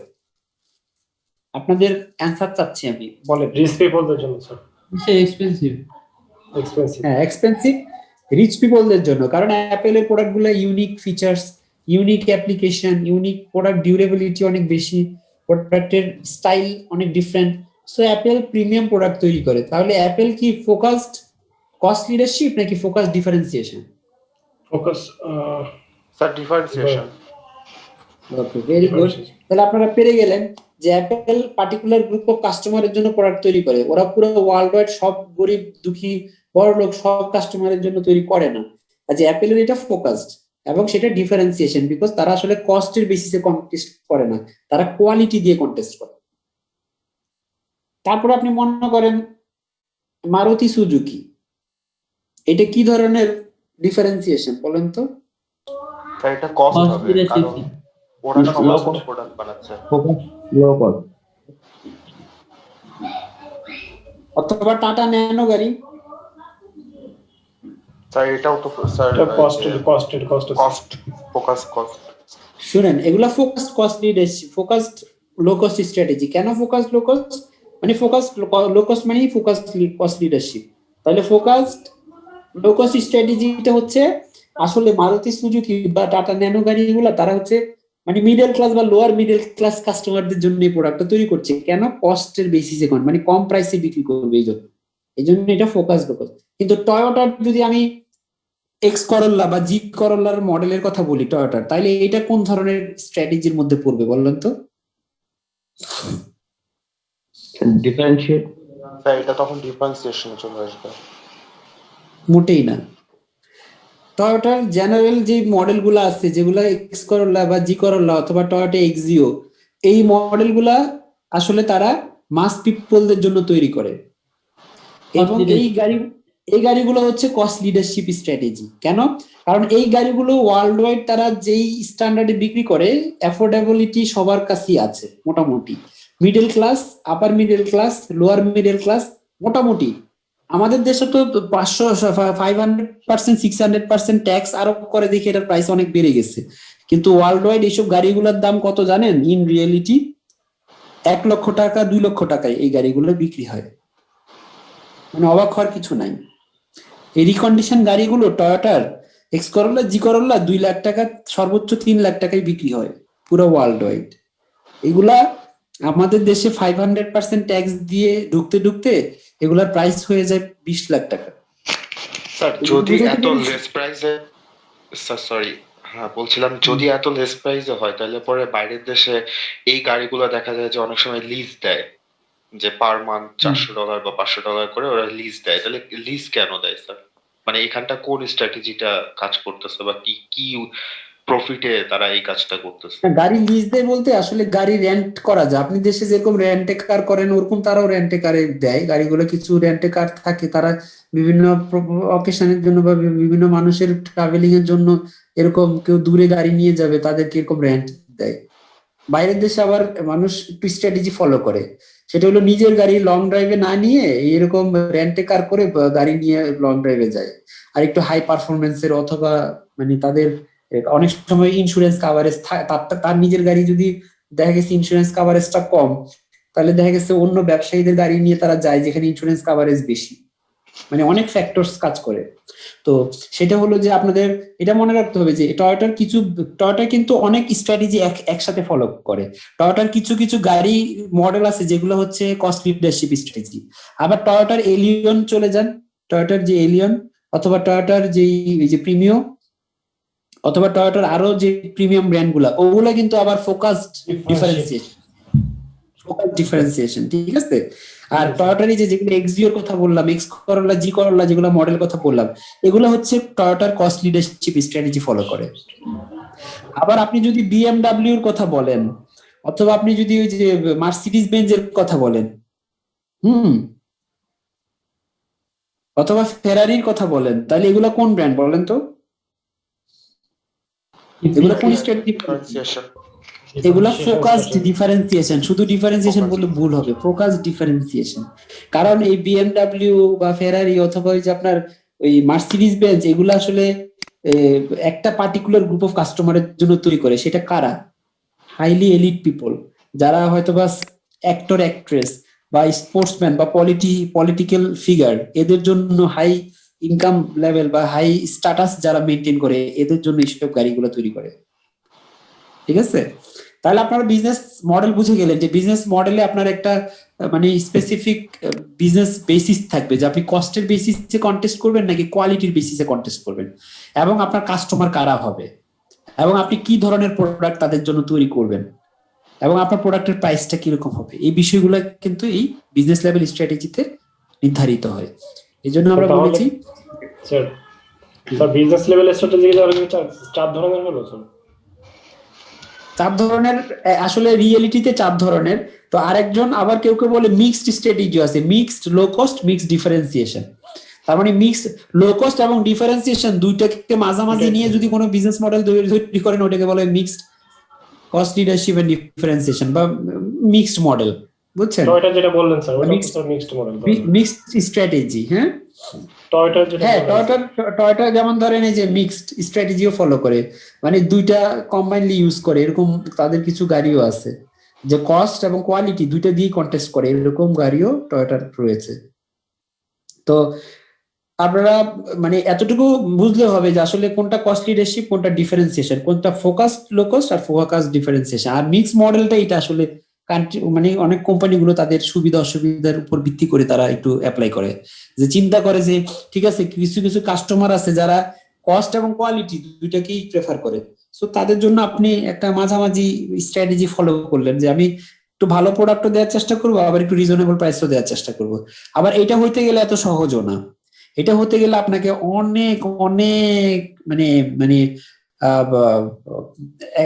ইফিশিয়েন্ট অর্গানাইজেশন হতে হবে, যে আপনার মানে এগুলা আসলে বড় ওয়ার্ল্ডের নামি দামি অর্গানাইজেশন ছাড়া সম্ভব না। যেমন ধরেন টয়োটা একটা জায়গায় চলে গেছে যেখানে তারা এই যে কস্ট এবং কোয়ালিটি দুইটা ইনশিওর করতে পারে, কাস্টমার অ্যাফোর্ডেবিলিটিও থাকে, আবার টয়োটার গাড়ির রিসেল ভ্যালুও ভালো, তাই না? টয়োটার গাড়ি 5 বছর 10 বছর ব্যবহার করার পরেও যে দামে বিক্রি হয়, আপনি নিসান সানি অথবা আপনি ওই যে ফোর্ড মোটরস, জেনারেল মোটরস এর যদি গাড়ি কিনে আবার বিক্রি করতে যান, আপনি কখনোই রিসেল ভ্যালু ভালো পাবেন না। যে প্রাইসে কিনবেন তার 1/3 বা 2/3 বিক্রি করতে হবে। কিন্তু টয়োটার গাড়ি এমন যে এখানে আপনি যে দামে কিনবেন মোটামুটি প্রায় মানে 90% কেসেই আপনি ঠিক মানে সেই প্রাইসেই বিক্রি করতে পারবেন, যদি না খুব বেশি পুরাতন না হয়। মানে আপনি একবার 10 বছর ব্যবহার করে ফেলছেন তাহলে আলাদা কথা, কিন্তু আপনি 2-4-5 বছর ব্যবহার করছেন, গাড়ির রিসেল ভ্যালু কিন্তু খুব একটা কমে না। তো যাই হোক, আমরা বিজনেস লেভেল স্ট্র্যাটেজিটা জানলাম। এরপরে আসেন কর্পোরেট লেভেল স্ট্র্যাটেজি। এটা হচ্ছে থার্ড ফেজে। আমরা ফাংশনাল বিজনেস, আপনাদের বইয়ের মধ্যে কিন্তু এখানে শুধু দুইটা স্ট্র্যাটেজি আলোচনা করেছে, বিজনেস এবং কর্পোরেট। আমি আপনাদের সুবিধার জন্য functional level strategy, business level strategy, corporate level strategy এবং গ্লোবাল স্ট্র্যাটেজি 4টা আলোচনা করে এই স্ট্র্যাটেজিক ম্যানেজমেন্টের চ্যাপ্টারটা শেষ করব। এতে করে আপনাদের মানে একটু নলেজটা একটু বাড়বে আর কি। তাহলে এই কর্পোরেট লেভেল স্ট্র্যাটেজিটা আসি, তাহলে কর্পোরেট লেভেল স্ট্র্যাটেজিটা আসলে কি? যে কোম্পানির কর্পোরেট গোল অ্যাচিভ করার জন্য যে ধরনের কর্পোরেট অ্যাকশন প্ল্যান গুলা নেওয়া হয় লং টার্ম, এগুলাকে কর্পোরেট স্ট্র্যাটেজি বলা হয়। তো কর্পোরেট স্ট্র্যাটেজি আসলে কি? তাহলে কর্পোরেট স্ট্র্যাটেজি হচ্ছে কোম্পানির এক্সপানশন, গ্রোথ, সার্ভাইভাল বা গ্রেটার আপনার প্রফিটেবিলিটি অপরচুনিটি তৈরি করার জন্য যে ধরনের ডিসিশন বা অ্যাকশন গুলো নেওয়া হয় এটাকে বলা হচ্ছে কর্পোরেট স্ট্র্যাটেজি। এখন growth, expansion, higher profitability, higher productivity, এটা করতে গেলে আসলে কি করতে হয়? খুবই সিম্পল অ্যান্সার, স্ট্র্যাটেজিক অ্যালায়েন্স করতে হয়, ডাইভার্সিফিকেশন করতে হয়, অথবা আপনাকে স্ট্র্যাটেজিক অ্যালায়েন্স, ডাইভার্সিফিকেশন অথবা ইন্টিগ্রেশন করতে হয়। তাহলে এখন স্ট্র্যাটেজিক অ্যালায়েন্স, ডাইভার্সিফিকেশন, ইন্টিগ্রেশন বিষয়টা কি? এগুলো বুঝতে হলে আপনাকে একটু হাই লেভেলে যেতে হবে। সেটা কি?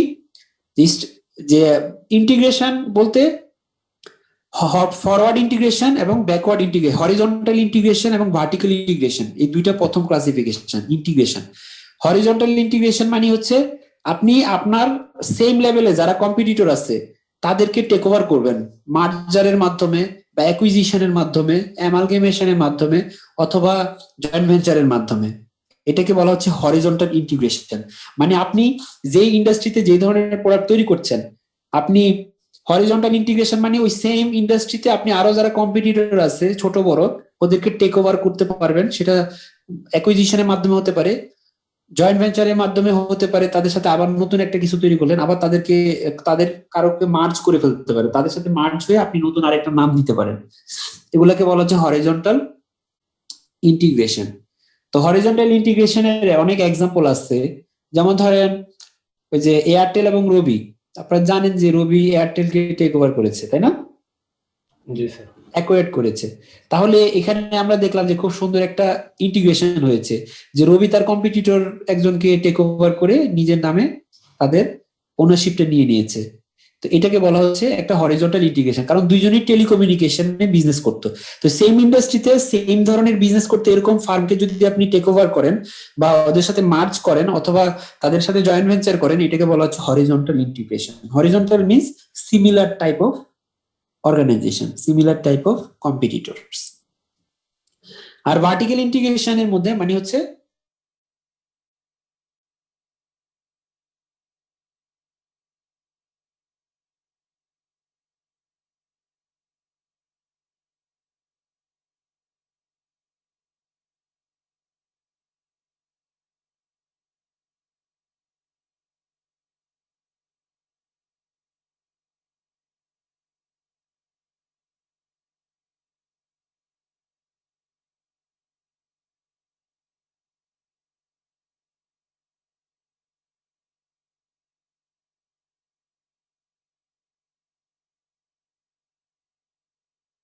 মনে করেন পাটের ব্যাগ তৈরি করতেছেন।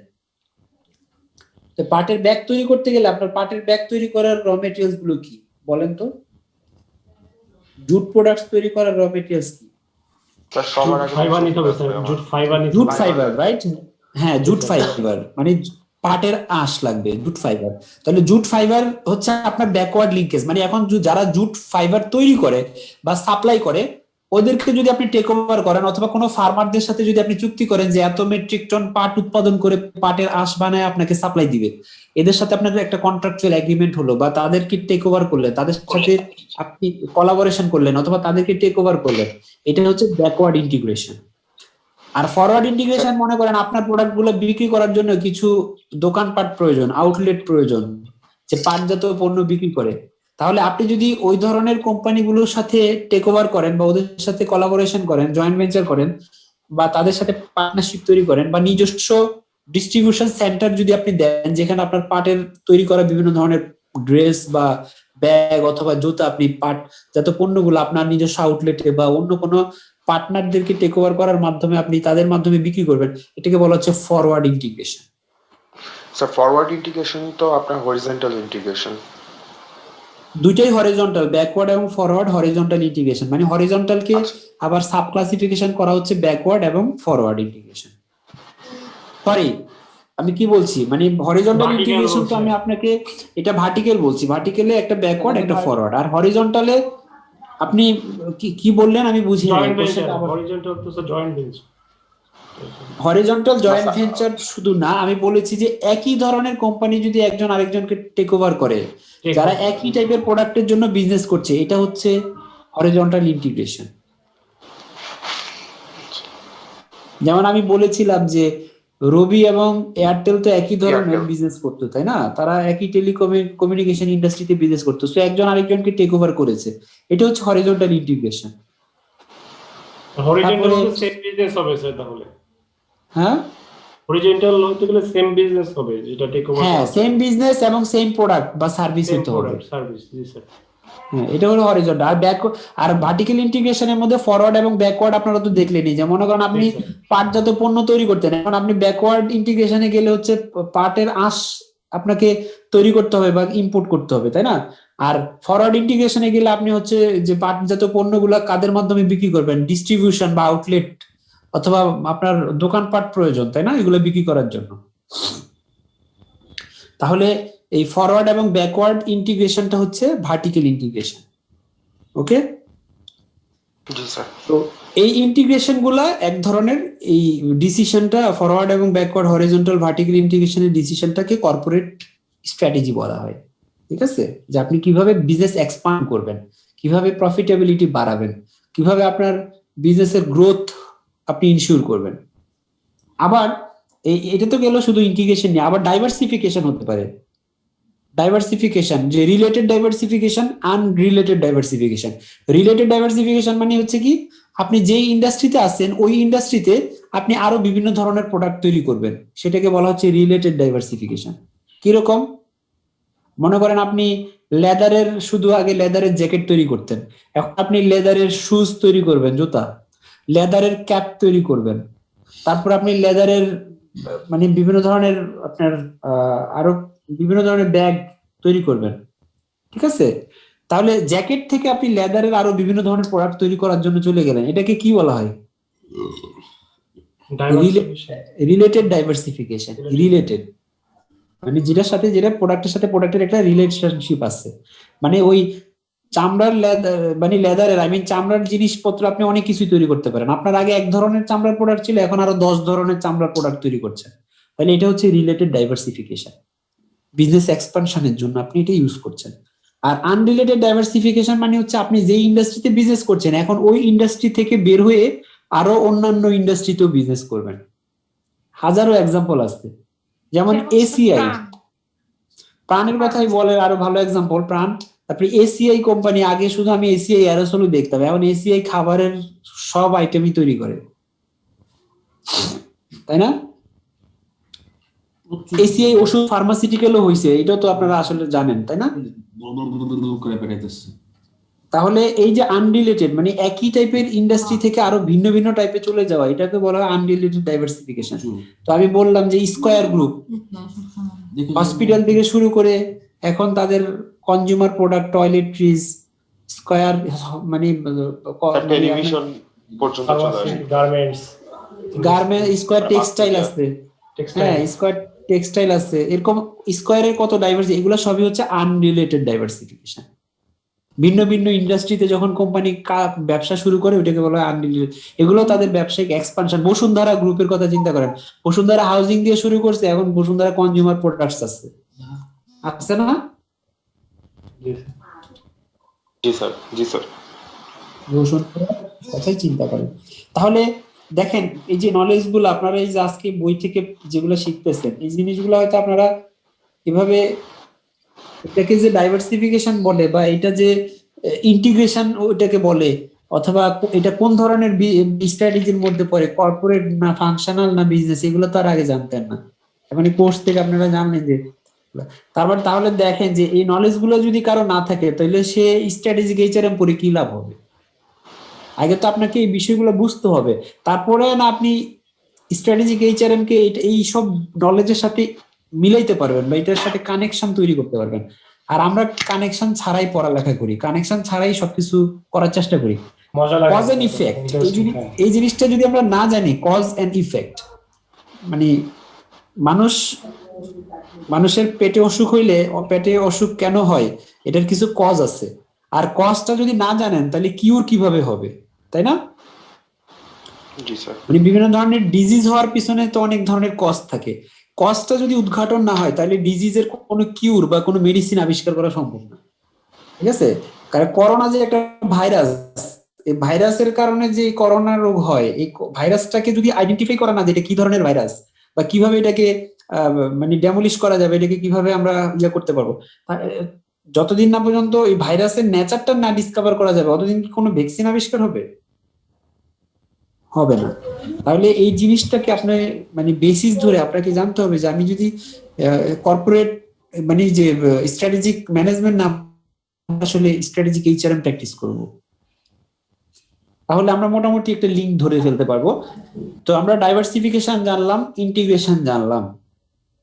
হ্যাঁ, আপনাদের বইয়ের মধ্যে এই স্ট্র্যাটেজি গুলো মানে এইচআর প্ল্যানিং এর মধ্যে একটু ডিফারেন্টলি আলোচনা করছে, বাট মূল বিষয়গুলো আসলে এগুলাই যেগুলো আমি আপনাদেরকে এতক্ষণ আলোচনা করে বুঝাইলাম।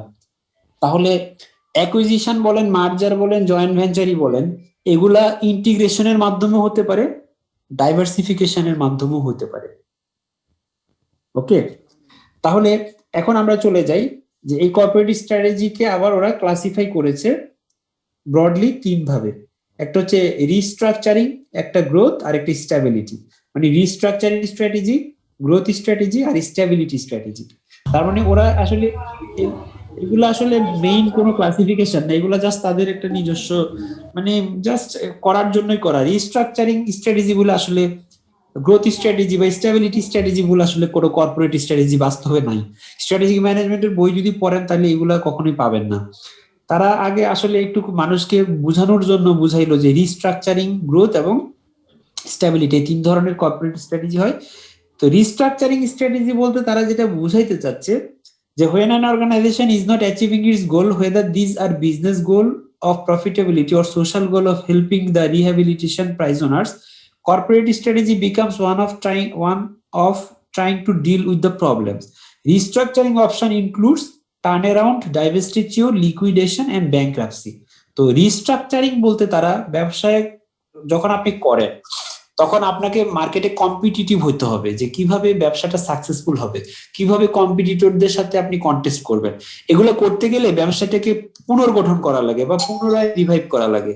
এই পুনর্গঠন বা রিভাইভ করার প্রক্রিয়াটাকে বলা হচ্ছে রিস্ট্রাকচারিং স্ট্র্যাটেজি। কাইন্ডলি হোল্ড করবেন।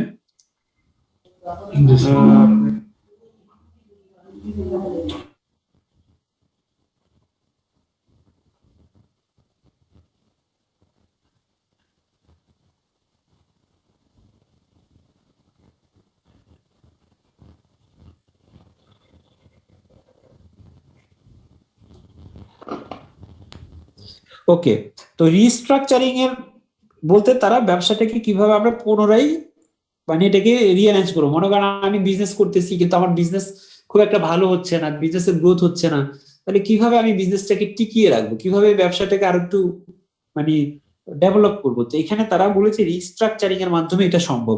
আর রিস্ট্রাকচারিং স্ট্র্যাটেজিটাকে তারা আবার 3 ভাগে ভাগ করছে। একটা হচ্ছে টার্ন অ্যারাউন্ড, একটা ডাইভেস্টিটিউর, একটা লিকুইডেশন, আর একটা হচ্ছে ব্যাংক্রাপসি। তো বলেছে যে এই রিস্ট্রাকচারিং এর প্রথমটা হচ্ছে টার্ন অ্যারাউন্ড। টার্ন অ্যারাউন্ড মানে কি? টার্ন অ্যারাউন্ড মানে একটা ঘুরে দাঁড়ানো, তাই না? একটু মানে কিভাবে আমি নতুন ভাবে আবার শুরু করতে পারি। A turnaround strategy, sometimes called as retrenchment strategy, is one in which managers try to restore money-losing businesses to healthy profitability or government agency to visibility. Turnaround method includes getting rid of unprofitable products, layoff, making the organization more efficient, or attempting to reposition in it with new products. তার মানে turn around বলতে বোঝাচ্ছে আমার ব্যবসাটা কেন ভালো হচ্ছে না, কারণটা আইডেন্টিফাই করো। তো কারণটা আইডেন্টিফাই করার পর আপনি দেখলেন যে আসলে আপনার প্রয়োজনের চাইতে বেশি হিউম্যান রিসোর্স হায়ার করা হয়েছে, ওকে, তাহলে কিছু লে অফ করে দাও, কিছু এমপ্লয়ীদেরকে ছাঁটাই করে দাও, ওকে। আবার বললো যে না, প্রোডাক্টটা আসলে ইউনিক হয় নাই, কাস্টমাররা এই প্রোডাক্ট কিনতে চায় না, কারণ এরকম প্রোডাক্ট অনেক আছে বাজারে। আপনি প্রোডাক্টটাকে একটু ডিফারেন্ট করার চেষ্টা করেন। আপনি চিন্তা করলেন আমার প্রাইসটা একটু বেশি, তাহলে প্রাইসটা আর একটু কমিয়ে দিয়ে প্রোডাক্টটাকে মার্কেটে কম্পিট করা যেতে পারে। তো এগুলাই হচ্ছে টার্ন অ্যারাউন্ড স্ট্র্যাটেজি, যে কিভাবে বিজনেসটাকে একটু কম্পিটিটিভ করা যায়, প্রাইস কমানোর মাধ্যমে, এমপ্লয়ি ছাঁটাই করার মাধ্যমে, নতুন কিছু টেকনোলজি অ্যাড করার মাধ্যমে, নতুন নতুন প্রোডাক্ট ফিচার্স তৈরি করার মাধ্যমে, বা নতুন ধরনের প্রোডাক্ট তৈরি করার মাধ্যমে। এটা হচ্ছে টার্ন অ্যারাউন্ড স্ট্র্যাটেজি। রিস্ট্রাকচারিং এর মধ্যে সেকেন্ড স্ট্র্যাটেজি বলা হচ্ছে ডাইভেস্টিটিউর। ডাইভেস্টিটিউর মানে the sell off division or part of an organization. এটা হচ্ছে যে আপনার বিজনেসের অনেকগুলো ইউনিট থাকতে পারে। মনে করেন একটা বিজনেসেরই হয়তো বা অনেক ধরনের প্রোডাক্ট তৈরি হয়, তো আপনি যেগুলো আনপ্রফিটেবল ইউনিট বা সেগমেন্ট ওটা বাদ দিয়ে দেন। মনে করেন আপনি সাবান, শ্যাম্পু, টুথপেস্ট অনেক কিছুই বানান, তো আপনি দেখলেন যে আসলে আপনার টুথপেস্ট আর আপনার শ্যাম্পু গুলা চলে না বাজারে, শুধু সাবানটাই বিক্রি হয় ভালো। আপনি সাবানটা রেখে টুথপেস্ট এবং শ্যাম্পুটা বাদ দিয়ে দিলেন, আনপ্রফিটেবল সেগমেন্ট গুলা। এটাকে বলা হচ্ছে ডাইভেস্টিটিউর। এটাও একটা কর্পোরেট স্ট্র্যাটেজি। থার্ড স্ট্র্যাটেজিটাকে বলা হচ্ছে লিকুইডেশন। লিকুইডেশন হচ্ছে the termination of a business and the sell of its assets. আপনি দেখলেন যে না, আপনার ব্যবসাটা প্রফিট করছেই না, একেবারেই খারাপ, আপনার ব্যবসাটাকে শাটডাউন করা দরকার। আপনি আপনার সব অ্যাসেটস বা রিসোর্স গুলা সোল্ড আউট করে মার্কেট থেকে বের হয়ে যাবেন। এটাকে বলা হচ্ছে লিকুইডেশন। এই তিনটাই কর্পোরেট স্ট্র্যাটেজি। একটা টার্ন অ্যারাউন্ড মানে নতুন কিছু শুরু করে ব্যবসাটাকে আরো এক্সপান্ড করা, আর একটু কম্পিটেন্ট করা, বা নতুন কিছু ইনোভেট করা, নতুন ভাবে কস্ট কমানো, প্রোডাক্ট ডিফারেন্সিয়েট করা, এগুলো টার্ন অ্যারাউন্ড। ডাইভেস্টিটিউর হচ্ছে আপনার আনপ্রফিটেবল সেগমেন্ট বা ইউনিট গুলোকে বাদ দিয়ে ব্যবসাটাকে ধরে রাখা। লিকুইডেশন হচ্ছে ব্যবসাটাকে শাটডাউন করে দেয়া, রিসোর্স বিক্রি করে দিয়ে টাকা টেক ওভার মানে উঠে ফেলা, লিকুইডেট করা। আর এই রিস্ট্রাকচারিং এর মধ্যে সর্বশেষ হচ্ছে ব্যাংকরাপসি স্ট্র্যাটেজি। ব্যাংকরাপসি মানে আপনি দেউলিয়া হয়ে গেছেন, আপনার এখন জিনিস বিক্রি করেও মানুষের দেনাদের টাকা পরিশোধ করা সম্ভব না, সো ব্যাংকের কাছে আপনি কোর্টের কাছে সারেন্ডার করলেন যে আমি দেউলিয়া হয়ে গেছি, declaring yourself as a ব্যাংকরাপ্ট or as a insolvent. তাহলে এটাই হচ্ছে ব্যাংকরাপসি। তাহলে কর্পোরেট স্ট্র্যাটেজি হিসাবে এগুলোকে দেখা হয় রিস্ট্রাকচারিং এর আন্ডারে। রিস্ট্রাকচারিং স্ট্র্যাটেজি আর classified into 4: turn around, divestiture, liquidation and bankruptcy. আর গ্রোথ স্ট্র্যাটেজি, সেকেন্ড কর্পোরেট স্ট্র্যাটেজিটাকে বলা হচ্ছে গ্রোথ স্ট্র্যাটেজি। তো আমরা একটু প্রথমে একটা জানিয়েছিলাম রিস্ট্রাকচারিং, আর গ্রোথ স্ট্র্যাটেজি হচ্ছে ব্যবসাটাকে বাড়ানো। যে আমি যেভাবে বলেছিলাম যে রিলেটেড ডাইভার্সিফিকেশন, আনরিলেটেড ডাইভার্সিফিকেশন, তারপরে সেটা কিভাবে হতে পারে, তারপরে integration, forward integration, backward integration, horizontal integration, vertical integration, এগুলো কিভাবে হতে পারে। ওই যে বললাম merger, joint venture, acquisition, strategic alliance, এগুলোর মাধ্যমে হতে পারে। তো এগুলা কি বলা হচ্ছে গ্রোথ স্ট্র্যাটেজি। তো গ্রোথ স্ট্র্যাটেজির মধ্যে তারা ক্লাসিফাই করেছে ইনক্রিমেন্টাল গ্রোথ, ইন্টারন্যাশনাল গ্রোথ আর মার্জার এন্ড অ্যাকুইজিশন। তারা একটু ভিন্নভাবে ক্লাসিফাই করেছে। হ্যাঁ, যে ইনক্রিমেন্টাল গ্রোথ মানে আপনার গ্রোথ স্ট্র্যাটেজির মধ্যে যদি আপনি ধাপে ধাপে ব্যবসাটাকে এক্সপান্ড করেন, নতুন নতুন প্রোডাক্ট ইন্ট্রোডিউস করার মাধ্যমে, নতুন নতুন কাস্টমার আইডেন্টিফাই করার মাধ্যমে, নতুন নতুন মার্কেট আইডেন্টিফাই করার মাধ্যমে, এটাকে বলা হয় ইনক্রিমেন্টাল গ্রোথ, ধাপে ধাপে। আর ইন্টারন্যাশনাল গ্রোথ মানে আপনি লোকাল মার্কেট থেকে ফরেন মার্কেটের দিকে যাবেন আস্তে আস্তে, এটাকে বলা হচ্ছে ইন্টারন্যাশনাল গ্রোথ। আবার আপনার বিজনেসটা যদি মার্জারের মাধ্যমে হয়, অ্যাকুইজিশনের মাধ্যমে হয়, ডাইভার্সিফিকেশনের মাধ্যমে, এটাকে তারা বলছে মার্জার এন্ড অ্যাকুইজিশন। তার মানে এগুলোকে আমরা আসলে এত এত রকমের ক্লাসিফাই না করে আমরা কিন্তু প্রথমে স্ট্র্যাটেজিক ম্যানেজমেন্টে বলেছি যে কর্পোরেট স্ট্র্যাটেজি আসলে বেসিক্যালি 3 ধরনের। একটা হচ্ছে ডাইভার্সিফিকেশন, একটা হচ্ছে ইন্টিগ্রেশন, আর একটা হচ্ছে অ্যালায়েন্স, স্ট্র্যাটেজিক অ্যালায়েন্স। হ্যাঁ, এটা কিন্তু একটা সহজ এবং সুন্দর ক্লাসিফিকেশন, ঝামেলা নাই। ডাইভার্সিফিকেশনের মধ্যে আমরা রিলেটেড, আনরিলেটেড ডাইভার্সিফিকেশন জেনেছি, ইন্টিগ্রেশনের মধ্যে আমরা হরিজন্টাল এবং ভার্টিক্যাল ইন্টিগ্রেশন জেনেছি, আর ভার্টিক্যাল মধ্যে ফরওয়ার্ড এবং ব্যাকওয়ার্ড ইন্টিগ্রেশন। আর স্ট্র্যাটেজিক অ্যালায়েন্স মানে হচ্ছে এভাবে দুইটা কোম্পানি যদি মার্কেট বেশি শেয়ার করার জন্য নিজেদের মধ্যে টেকনোলজি শেয়ার করে, হিউম্যান রিসোর্স শেয়ার করে, তাদের ম্যানেজমেন্ট স্কিল শেয়ার করে, এটাকে বলা হয় স্ট্র্যাটেজিক অ্যালায়েন্স। তাদের ডিস্ট্রিবিউশন সিস্টেম গুলো শেয়ার করে দুইজনের সাথে, এটাকে বলা হয় স্ট্র্যাটেজিক অ্যালায়েন্স। আর এখানের ক্লাসিফিকেশন গুলো একটু ভেজাল টাইপের, যেগুলো অনেকগুলো এখানে স্ট্র্যাটেজিক অ্যালায়েন্স বলেছি যে কয়েকটা কোম্পানি বা একত্রিত হয়ে যদি তারা মার্কেটে আরো কম্পিটিটিভ হওয়ার জন্য যদি নিজেদের মধ্যে পরস্পরের সহযোগিতা বাড়ায়। যেমন ধরেন আপনি আরেকটা কোম্পানির সাথে বললেন যে চলো আমরা দুইজনের প্রোডাক্ট বিক্রি করি। যেমন ধরেন আপনারা কি জানেন যে এলজি, বাটারফ্লাই, দুইটা তো আলাদা আলাদা কোম্পানি, তাই না? কিন্তু এলজি, বাটারফ্লাই তারা পরস্পরের ডিস্ট্রিবিউশন সেন্টার ইউজ করতেছে, যে একজন হয়তো বা একজনের প্রোডাক্ট তার ডিস্ট্রিবিউশন সেন্টারে বিক্রি করতেছে। এরকম অনেক কোম্পানি আছে যে প্রোডাক্ট তৈরি করছে, কিন্তু হয়তোবা সে তাদের কম্পিটিটিভনেস বাড়ানোর জন্য আরেকটা কোম্পানির সাথে স্ট্র্যাটেজিক অ্যালায়েন্স তৈরি করছে। হয়তোবা আপনার সেই ধরনের টেকনোলজি নাই, বা আপনার কোনো একটা ম্যানেজমেন্ট স্কিল শর্ট আছে, বা আপনার হিউম্যান রিসোর্স গুলো দক্ষ না, তাহলে আপনি অন্য একটা কোম্পানির সাথে একটা পার্টনারশিপ বা একটা অ্যালায়েন্স করলেন যে ঠিক আছে তুমি আমার এমপ্লয়ীদেরকে ট্রেনিং দাও, অথবা তুমি আমাকে তোমার টেকনোলজি গুলা ব্যবহার করার অনুমতি দাও, অথবা আমার কিছু রিসোর্স আমি তোমাকে শেয়ার করব তোমার সাথে। এভাবে করে আমরা দুইজনই কম্পিট হবো, যে তুমি আমাকে একটা জিনিস দিবা, আমি তোমাকে আরেকটা জিনিস দিব। এভাবে পরস্পরের মধ্যে বিনিময় করার মাধ্যমে কিন্তু অনেক সময় কোম্পানিগুলা কম্পিটিটিভনেস গেইন করে। এগুলোকে বলে স্ট্র্যাটেজিক অ্যালায়েন্স। যে ওরা হয়তোবা এইভাবে নাম দিচ্ছে না যে এটা আমাদের জয়েন্ট ভেঞ্চার বা মার্জার, এরকম না, বরং আমরা পার্টনারশিপ এগ্রিমেন্ট করছি যে তুমি আমাকে এই জিনিসটা সাপ্লাই দিবা, আমি তোমাকে এই জিনিসটা সাপ্লাই দিব, বা তুমি আমার প্রোডাক্টগুলো সেল করে দিবা, আমার প্রফিটের একটা অংশ তোমাকে দিব, অথবা তুমি আমার র মেটেরিয়ালস গুলো সাপ্লাই করবা, তাহলে তোমার কাছ থেকে আমি কিছু র মেটেরিয়ালস কিনে তোমার প্রোডাক্ট, তোমার নাম দিয়েও এই প্রোডাক্টগুলো বিক্রি করব। অনেক কোম্পানি আছে যে অনেক ভালো র মেটেরিয়ালস সাপ্লাই করে, তো বলে যে আচ্ছা ঠিক আছে তোমার প্রোডাক্টের ব্র্যান্ড তো ভালো, তো তোমাকে আমি কিছু র মেটেরিয়ালস দিব, কিন্তু তোমার প্রোডাক্টের সাথে আমার নামটাও তুমি রাইখা দিবা, এতে করে আমার কোম্পানির ব্র্যান্ডটাও ভ্যালুটাও বাড়বে। এভাবে করে তারা স্ট্র্যাটেজিক অ্যালায়েন্স তৈরি করে, ঠিক আছে, যে নামি দামি কোনো কোম্পানির সাথে যাতে ট্যাগ হলে তাদের প্রোডাক্টের সেলটা বাড়তে পারে, অথবা দুইজনের দুই ধরনের স্কিলটাকে পরস্পরের মধ্যে বিনিময় করতে পারে, এগুলো হচ্ছে স্ট্র্যাটেজিক অ্যালায়েন্স। তো যাই হোক, আমাদের এই ক্লাসিফিকেশন গুলো আমরা জেনে নিলাম যে কর্পোরেট স্ট্র্যাটেজির মধ্যে রিস্ট্রাকচারিং, সেখানে হচ্ছে টার্ন অ্যারাউন্ড, ডাইভেস্টিটিউর, লিকুইডেশন এবং ব্যাংক্রাপসি। তারপরে সেকেন্ড কর্পোরেট স্ট্র্যাটেজি বলেছে গ্রোথ স্ট্র্যাটেজি, সেখানে আবার ইনক্রিমেন্টাল গ্রোথ স্ট্র্যাটেজি, যে ধাপে ধাপে কিভাবে আপনারা গ্রোথ হবেন। তারপরে ইন্টারন্যাশনাল গ্রোথ বলেছি, যে লোকাল মার্কেট থেকে ফরেন মার্কেটে যদি মার্কেট এক্সপ্যান্ড করেন। এরপরে তারা মার্জার এবং অ্যাকুইজিশনকে আবার আলাদা কর্পোরেট স্ট্র্যাটেজি বলেছে।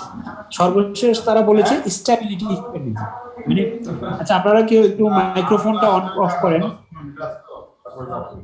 কেউ মাইক্রোফোন অন রেখেছেন, মিউট করেন একটু।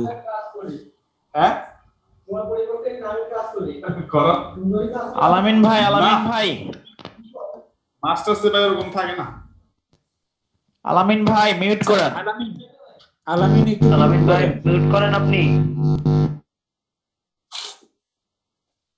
আচ্ছা, তো স্টেবিলিটি স্ট্র্যাটেজি হচ্ছে ব্যবসা যেরকম আছে ওরকম গ্রোথটাই যদি আপনি কন্টিনিউ করতে চান, এটার জন্য স্টেবিলিটি স্ট্র্যাটেজি, মানে যা যেভাবে চলছে ওভাবেই যেন চালাইতে চান আপনি। তো যা যেভাবে আছে ওভাবে চালাইতে গেলে, যেমন ধরেন নোকিয়া, যা কিছু নোকিয়ার কথা, ওটা মার্কেটিং এর পোর্টফোলিও স্ট্র্যাটেজির মধ্যে, ওই যে cash cow, question mark, dogs. হ্যাঁ, তো ক্যাশ কাউ হচ্ছে যে বিজনেসটা যেরকম আছে প্রফিটেবল সেটাকে সেভাবেই ধরে রাখতে চান, এটা হচ্ছে স্টেবিলিটি স্ট্র্যাটেজি। ওইটা ছিল ওই যে পোর্টফোলিও ডিস্ট্রিবিউশন, ওই যে মার্কেটিং এর মধ্যে আপনারা পোর্টফোলিও ম্যানেজমেন্ট, পোর্টফোলিও মার্কেটিং যে ইয়েগুলো, সেখানে ছিল স্টার, ক্যাশ কাউ, ডগস এবং কোশ্চেন মার্ক, যে কিভাবে পোর্টফোলিও গুলো, হ্যাঁ বিসিজি ম্যাট্রিক্স। তো সেখানে বোস্টন কনসাল্টিং গ্রুপ এই মডেলটা দিয়েছে। তো সেখানে ক্যাশ কাউ ছিল ব্যবসার প্রফিটেবল যেগুলো, সেগুলোকে আপনি ধরে রাখতে হবে, ঠিক আছে। আর স্টেবিলিটি স্ট্র্যাটেজিটা অনেকটা ওরকমই, যে ব্যবসা যেভাবে আছে ওগুলোর জন্য ওই স্ট্র্যাটেজি গুলো কন্টিনিউ করা, যাতে করে ব্যবসাটা আপনি ধরে। তা আসলে এটা খুব একটা সাস্টেইনেবল হয় না। কেন? কারণ নোকিয়া তো তারা যে স্ট্র্যাটেজিতে ফলো করছিল ওই স্ট্র্যাটেজি ধরে রাখতে চেয়েছিল, কিন্তু আলটিমেটলি টেকনোলজিতে ওই স্ট্র্যাটেজি ফলো করলে হবে না। কারণ টেকনোলজি এত র্যাপিডলি চেঞ্জ এবং ইনোভেশন এত ফ্রিকুয়েন্টলি হয় যে নোকিয়া স্মার্টফোন আনতে বাজারে দেরি করছে, নোকিয়া মার্কেট আউট হয়ে গেছে। আপনি চিন্তা করেন, এক সময় নোকিয়ার ফোনে সয়লাভ ছিল পুরো ওয়ার্ল্ড, এই যখন বাটনওয়ালা সেট ছিল। কিন্তু নোকিয়া এই অ্যাডভান্স টেকনোলজি বা স্মার্টফোন চলে আসবে বা এটা মার্কেট দখল করে ফেলবে, এই জিনিসটা ওভাবে রিয়েলাইজ করে নেই বা এই জিনিসের গুরুত্বটা বুঝে নেই। প্রথম কিন্তু মানুষ টাচ ফোন ব্যবহার করতে চায় নাই, ভাবছে যে টাচ করে জিনিস কাজ করতে বরং আরো ঝামেলা, তাই না? আর তখন টাচ স্ক্রিন এতটা স্মুথও ছিল না, দেখা গেছে টাচ করতে গেলে 10 বার টিপলে একটা ওয়ার্ড মানে আপনি টাইপ করতে পারতেন। কিন্তু এখন কিন্তু অনেক স্মুথ, অনেক ফাস্ট হয়ে গেছে। তো নোকিয়া জিনিসগুলো রিয়েলাইজ করেনি বলে নোকিয়া মার্কেট থেকে একেবারে অ্যাবলিশ হয়ে গেছে। তো এটা গেল নোকিয়ার এক্সাম্পল। তো এরকম স্টেবিলিটি স্ট্র্যাটেজি এরকম আরো অনেক আছে, যে কোম্পানিগুলো তাদের যে বর্তমান অবস্থা ওইটাই ধরে রাখতে চায়। তো আসলে এই স্ট্র্যাটেজি দিয়ে এই যুগে টিকা সম্ভব না। আপনাকে ওই গ্রোথ স্ট্র্যাটেজিতে যেতে হবে অথবা রিস্ট্রাকচারিং স্ট্র্যাটেজি ফলো করতে হবে, যেখানে টার্ন অ্যারাউন্ডটা খুবই ইফেক্টিভ, টার্ন অ্যারাউন্ড স্ট্র্যাটেজি। আর এখানে গ্রোথ স্ট্র্যাটেজির মধ্যে ইনক্রিমেন্টাল গ্রোথ স্ট্র্যাটেজি আপনি, অথবা মার্জার এন্ড অ্যাকুইজিশন, হ্যাঁ ইভেন ইন্টারন্যাশনাল গ্রোথ স্ট্র্যাটেজি আপনি ফলো করতে পারেন। তো মোটামুটি আমাদের কর্পোরেট লেভেল স্ট্র্যাটেজি গুলো আলোচনা শেষ হয়ে গেল। আর গ্লোবাল স্ট্র্যাটেজি আসলে আপনাদের আপাতত দরকার নেই, এই তিনটা স্ট্র্যাটেজি জানেন, ফাংশনাল লেভেল, বিজনেস লেভেল এবং কর্পোরেট লেভেল, এই তিনটা খুব মানে বেশি ইউজ হয়। আর গ্লোবাল স্ট্র্যাটেজি গুলো আসলে আরো অ্যাডভান্স লেভেলে গেলে পড়ানো হয় আপনাদের, যেহেতু মানে অ্যাডভান্স লেভেলে গেলে বলতে মানে গ্লোবাল মার্কেটে যদি আপনি চিন্তা করেন তখন আসলে ওইটা লাগে। তো আপনারা যেহেতু স্ট্র্যাটেজিক এইচআরএম পড়তেছেন, আমি আর গ্লোবাল স্ট্র্যাটেজিতে যাচ্ছি না কর্পোরেট ম্যানেজমেন্টে, এই এ পর্যন্তই রাখলাম। আর সর্বশেষ যে টপিক, হ্যাঁ বলেন।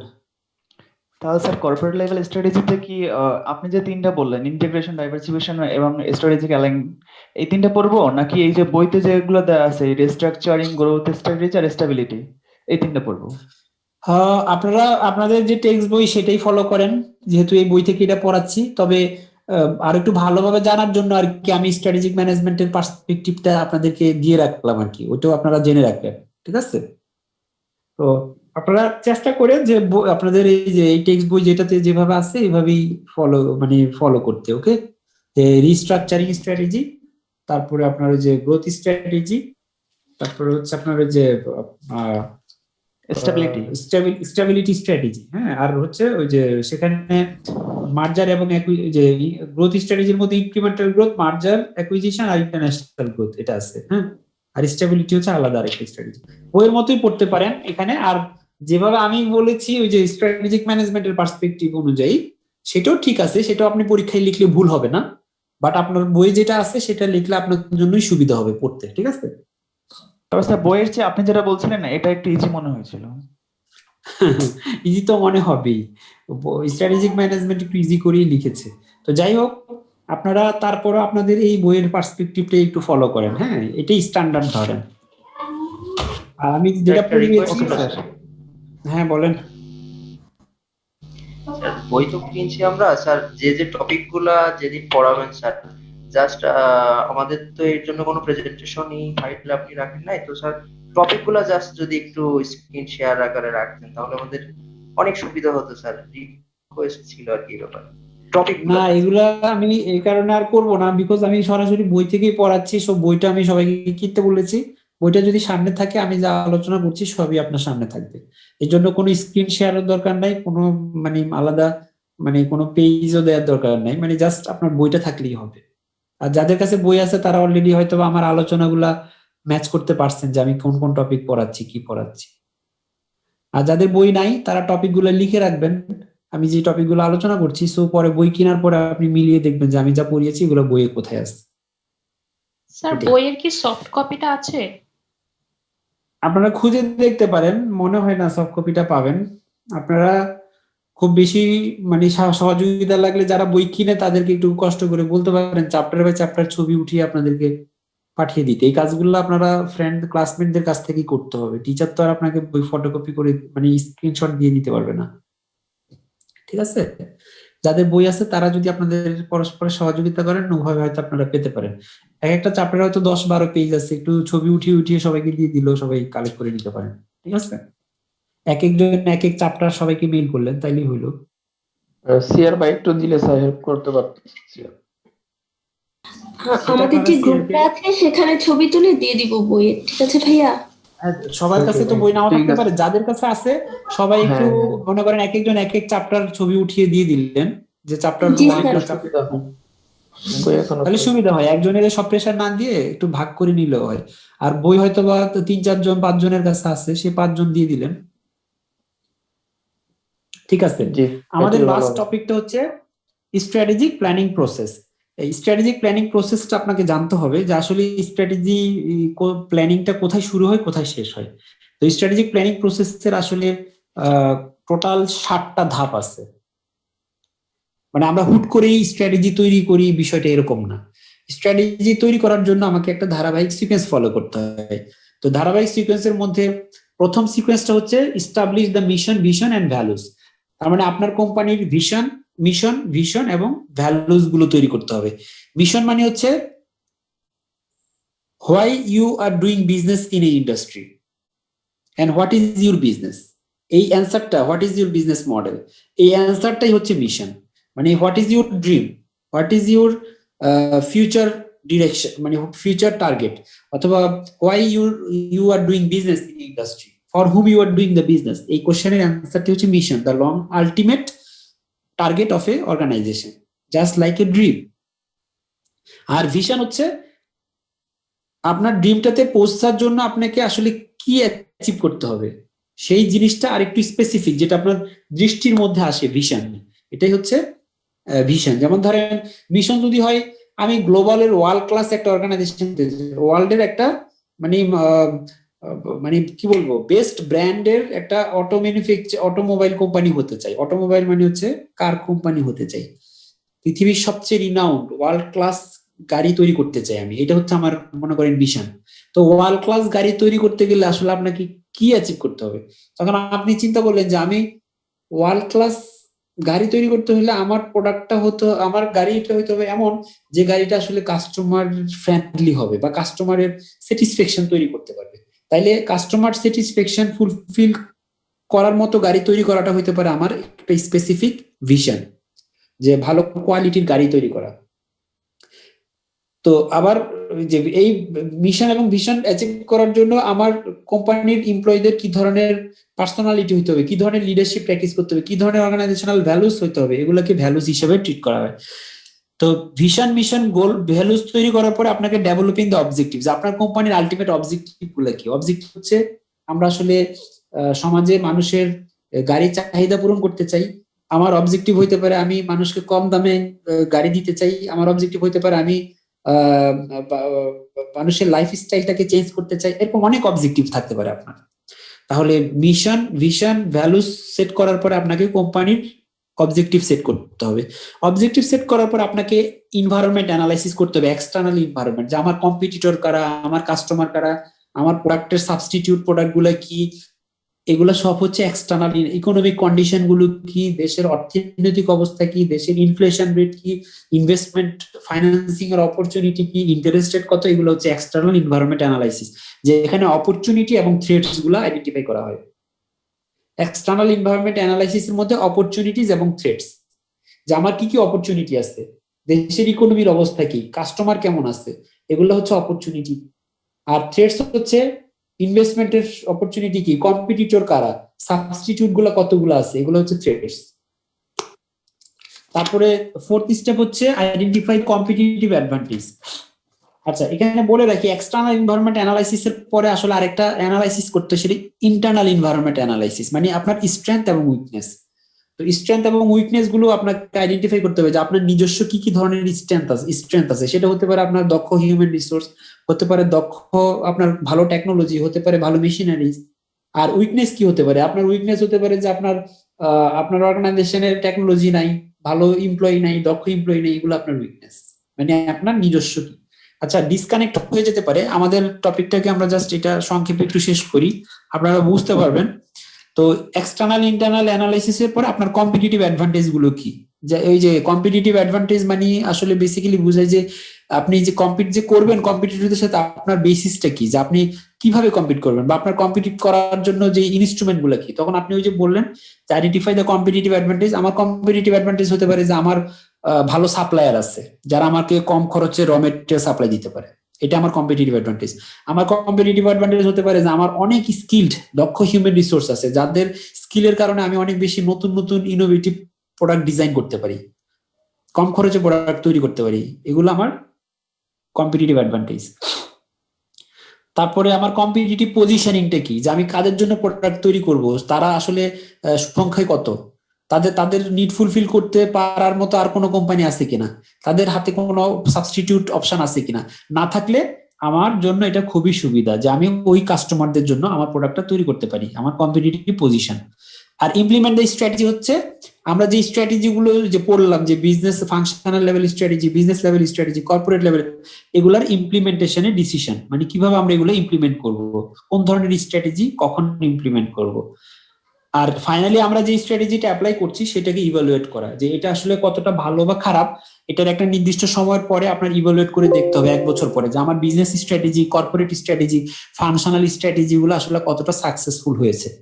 এন্ড অফ দ্য ডে আপনি যখন আপনার প্রফিটেবিলিটি দেখবেন, আপনার কাস্টমার স্যাটিসফ্যাকশন দেখবেন, আপনার rate of return on your investment দেখবেন, তখন কিন্তু আপনি বুঝতেই পারবেন যে how successful your business functional level strategy, how successful is your business level strategy, and how successful is your corporate strategy. তাহলে এগুলাকে ইভালুয়েট করতে হবে। তো এই 7টা স্ট্র্যাটেজিক প্ল্যানিং প্রসেস আপনাদেরকে আমি আলোচনা করে শোনালাম, আপনারা একটু রিডিং করলেই পারবেন। হ্যাঁ, তো আজকে আমরা এখানে শেষ করলাম। সবাই ভালো থাকবেন, সুস্থ থাকবেন, নেক্সট ক্লাসে দেখা হবে ইনশাআল্লাহ। হ্যাঁ, বাকিটুকু আপনারা নিজেদের সাথে একটু নিজেরা আলোচনা করে নেবেন, বইয়ের চ্যাপ্টার গুলো শেয়ার করে নেবেন। ওকে, খোদা হাফেজ। জি স্যার। ওয়ালাইকুম আসসালাম।